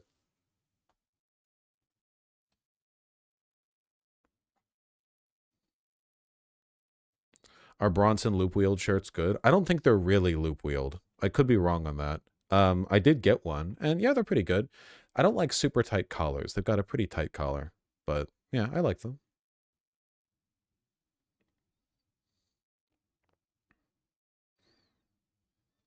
How expensive are loop wheel to manufacture? I don't know the exact manufacturing price point, but with the exception of Bronson MFG, the starting line for loop wheel t-shirts is probably like 65, 70 bucks.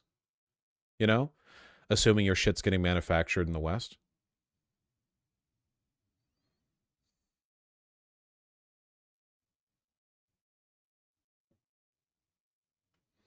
But why though? For one, you're paying fair wages. For two, loop wheel machines look like this. They make about, I think it's like a yard of fabric every hour, and they weave a tube of fabric with no tension applied to the fabric, which is very unique. And what you get for that is you have kind of like an unseamed tube that pulls in from all sides. It gives you a very strong and very unique kind of knit construction of the t-shirt. That can look pretty good.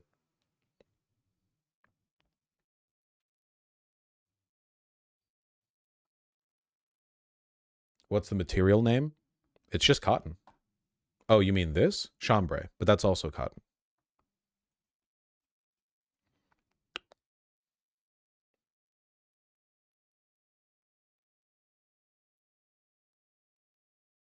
Okay, wait, hold on. I should read donos. Ashijo Mag and Bat Canary, thank you for the tier 1 subs both. Really appreciate that. I don't think we're going to send troops to Israel to fight Hezbollah, Bat Canary. I wouldn't worry too much about that prospect.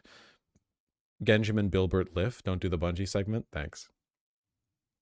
And Bloops, thank you for the $5. Yeah, I do think it'd be fun to post some stuff to TikTok. Need to get back to that. Jonas was taken.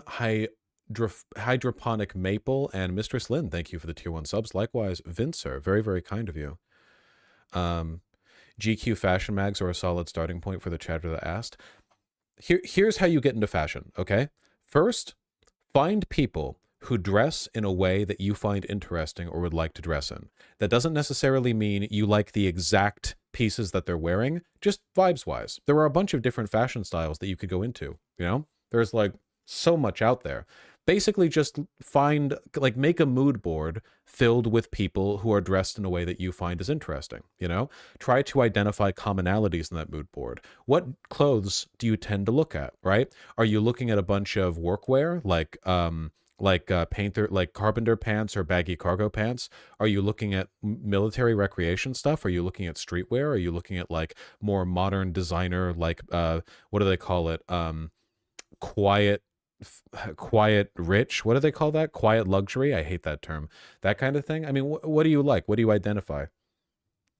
And then you can look at YouTubers who are talking about those things. You know, buy slowly, be considerate about what you're getting, and try to build a wardrobe, not an outfit.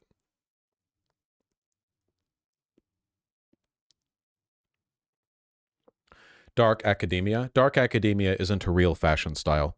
Dark academia is just the worship of turtlenecks and coats on skinny people. That's it. It's not real.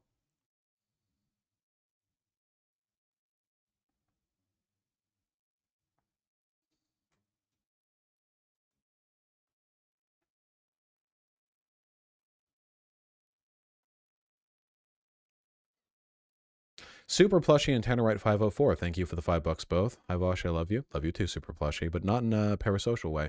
Does Texas go blue by 2028 and just deny Republicans power forever? That seems like an unlikely outcome, but it sure would be nice. Generic American name and Sloth and such, thank you for the $10 both. Really appreciate that. Glad the energy was high in Chicago, Sloth. And generic, yeah, it is nice that people care now. We have some energy moving forward. That's very important. King Jar Jerk, thank you for the 5. Elixius, thank you for the tier 4 sub. Been here long enough to want to be a piss name too. Jammies, welcome. Welcome to the Cool Kids Club. You know, everyone with a yellow name is cool. It's well known about that. Welcome to the world of the $10. Vance, direct quote. I served my country honorably, and when I saw I went to Iraq that I had been lied to, he's toast. Well, that's the hypocrisy, right? On one hand, it's like it's unpopular to support the Iraq war now, but you'll also call Tim Walz a traitor for not going to Iraq after serving for 24 years? Ridiculous. Quest author, thank you for the 5. Nothing on him, please address. Tim Walz sides with big business. He vetoed a bill that would have established minimum pay rates for Uber and Lyft drivers. Harris's brother-in-law and top advisor Tony West is Uber's top lawyer. Walz also gutted a bill to prevent hospitals from understaffing nurses by making healthcare giant Mayo Clinic exempt. I don't know anything about these specifics, but when I said they have nothing on him, I mean nothing that is politically viable. These issues are too niche for them to like really run about criticism-wise. I mean, I could look at the details on this. That being said, I don't really trust this source because it says vote socialist 2024. So these people are unserious. There's no, like right off the bat, if anyone's advocating for a third party, you can immediately discount anything they have to say. It was tied into an omnibus bill. He was not vetoing that part of it. Yeah, of course. I don't think a lot of people understand how bills work. You know, I don't think they understand, like, everything gets packaged together, you know, whether you support or defend something. Bernie Sanders supported the crime bill because he also wanted to protect the rights to women that were paper-clipped onto it. Because they just care about clout, Bat Canary. Sydney, thanks the tier 1 sub. Yeah, I think that time zones can be pretty dumb as well. That's why glorious China has the right mind with having the one China time zone. That doesn't practically get used because China's so large that it's not practical.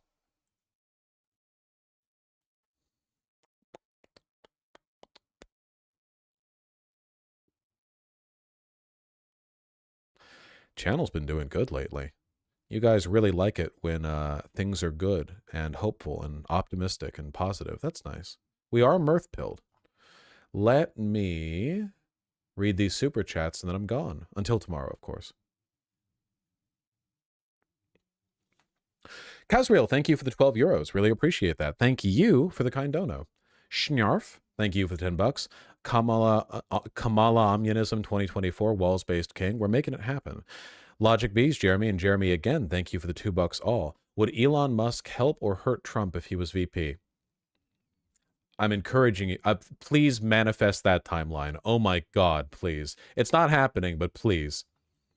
J-Man G, thank you for the $20. Walls' defense re not serving the Iraq war should be one war was enough. I mean, technically, he wasn't a part of any war because he was in the National Guard serving at home, which, thank God, you know, that's based. Joe Hill, Donnie Bell, and Joe Hill again. Thank you for the 5 all. I really appreciate that. Yeah, I did see that, Donnie Bell. Just found you a couple months ago, and I'm loving the streams. Much obliged to you. Owen Walls, the tidal wave fresh air. Yes, he is, and thank you. I appreciate that. Yeah, I think we do a good thing over here, and by a good thing, you know, I mean, you guys give me donations. It's pretty great, right? It's worked out really well for me so far. Thank you. I'm kidding, really. I believe in the project. I'm happy to be here. Jeebus Thrice, thank you for the 1,000 Huff FTs. Hufffoot, that's right. Okay, I encountered this currency before. Hungarian forint. That's it, Hungarian forint.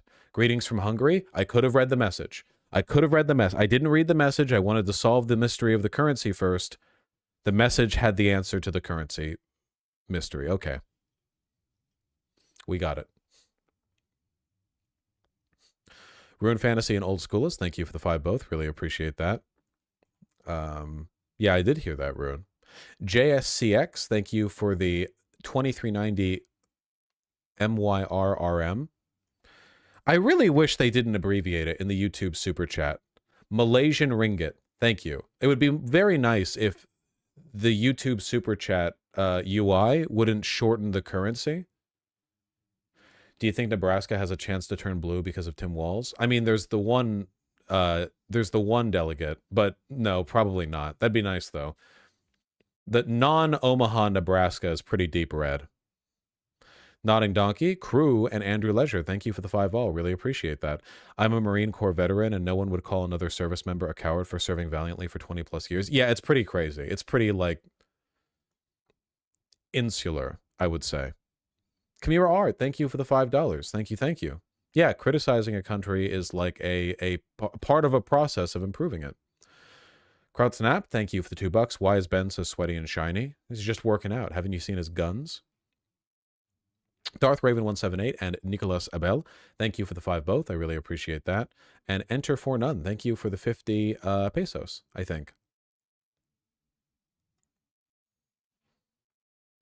Did you hear that Cori Bush lost her seat? Something. Bush seat. Pussy joke. Do I have it in me or am I too tired?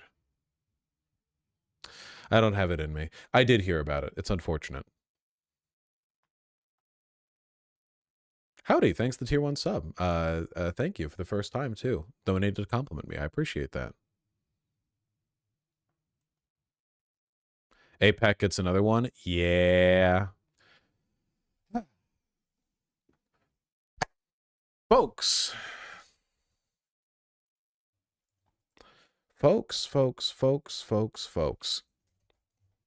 You're never going to guess what I hit you with next.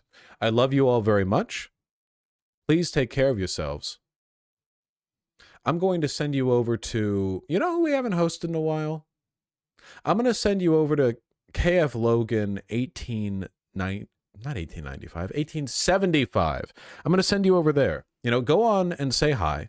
I love you. I'll see you tomorrow. Take care. Chances of a blue North Carolina, not impossible. That would be nice. Shout out to my cat Lemmy. Hello, Lemmy. North Carolina actually could go blue. That would be pretty nice.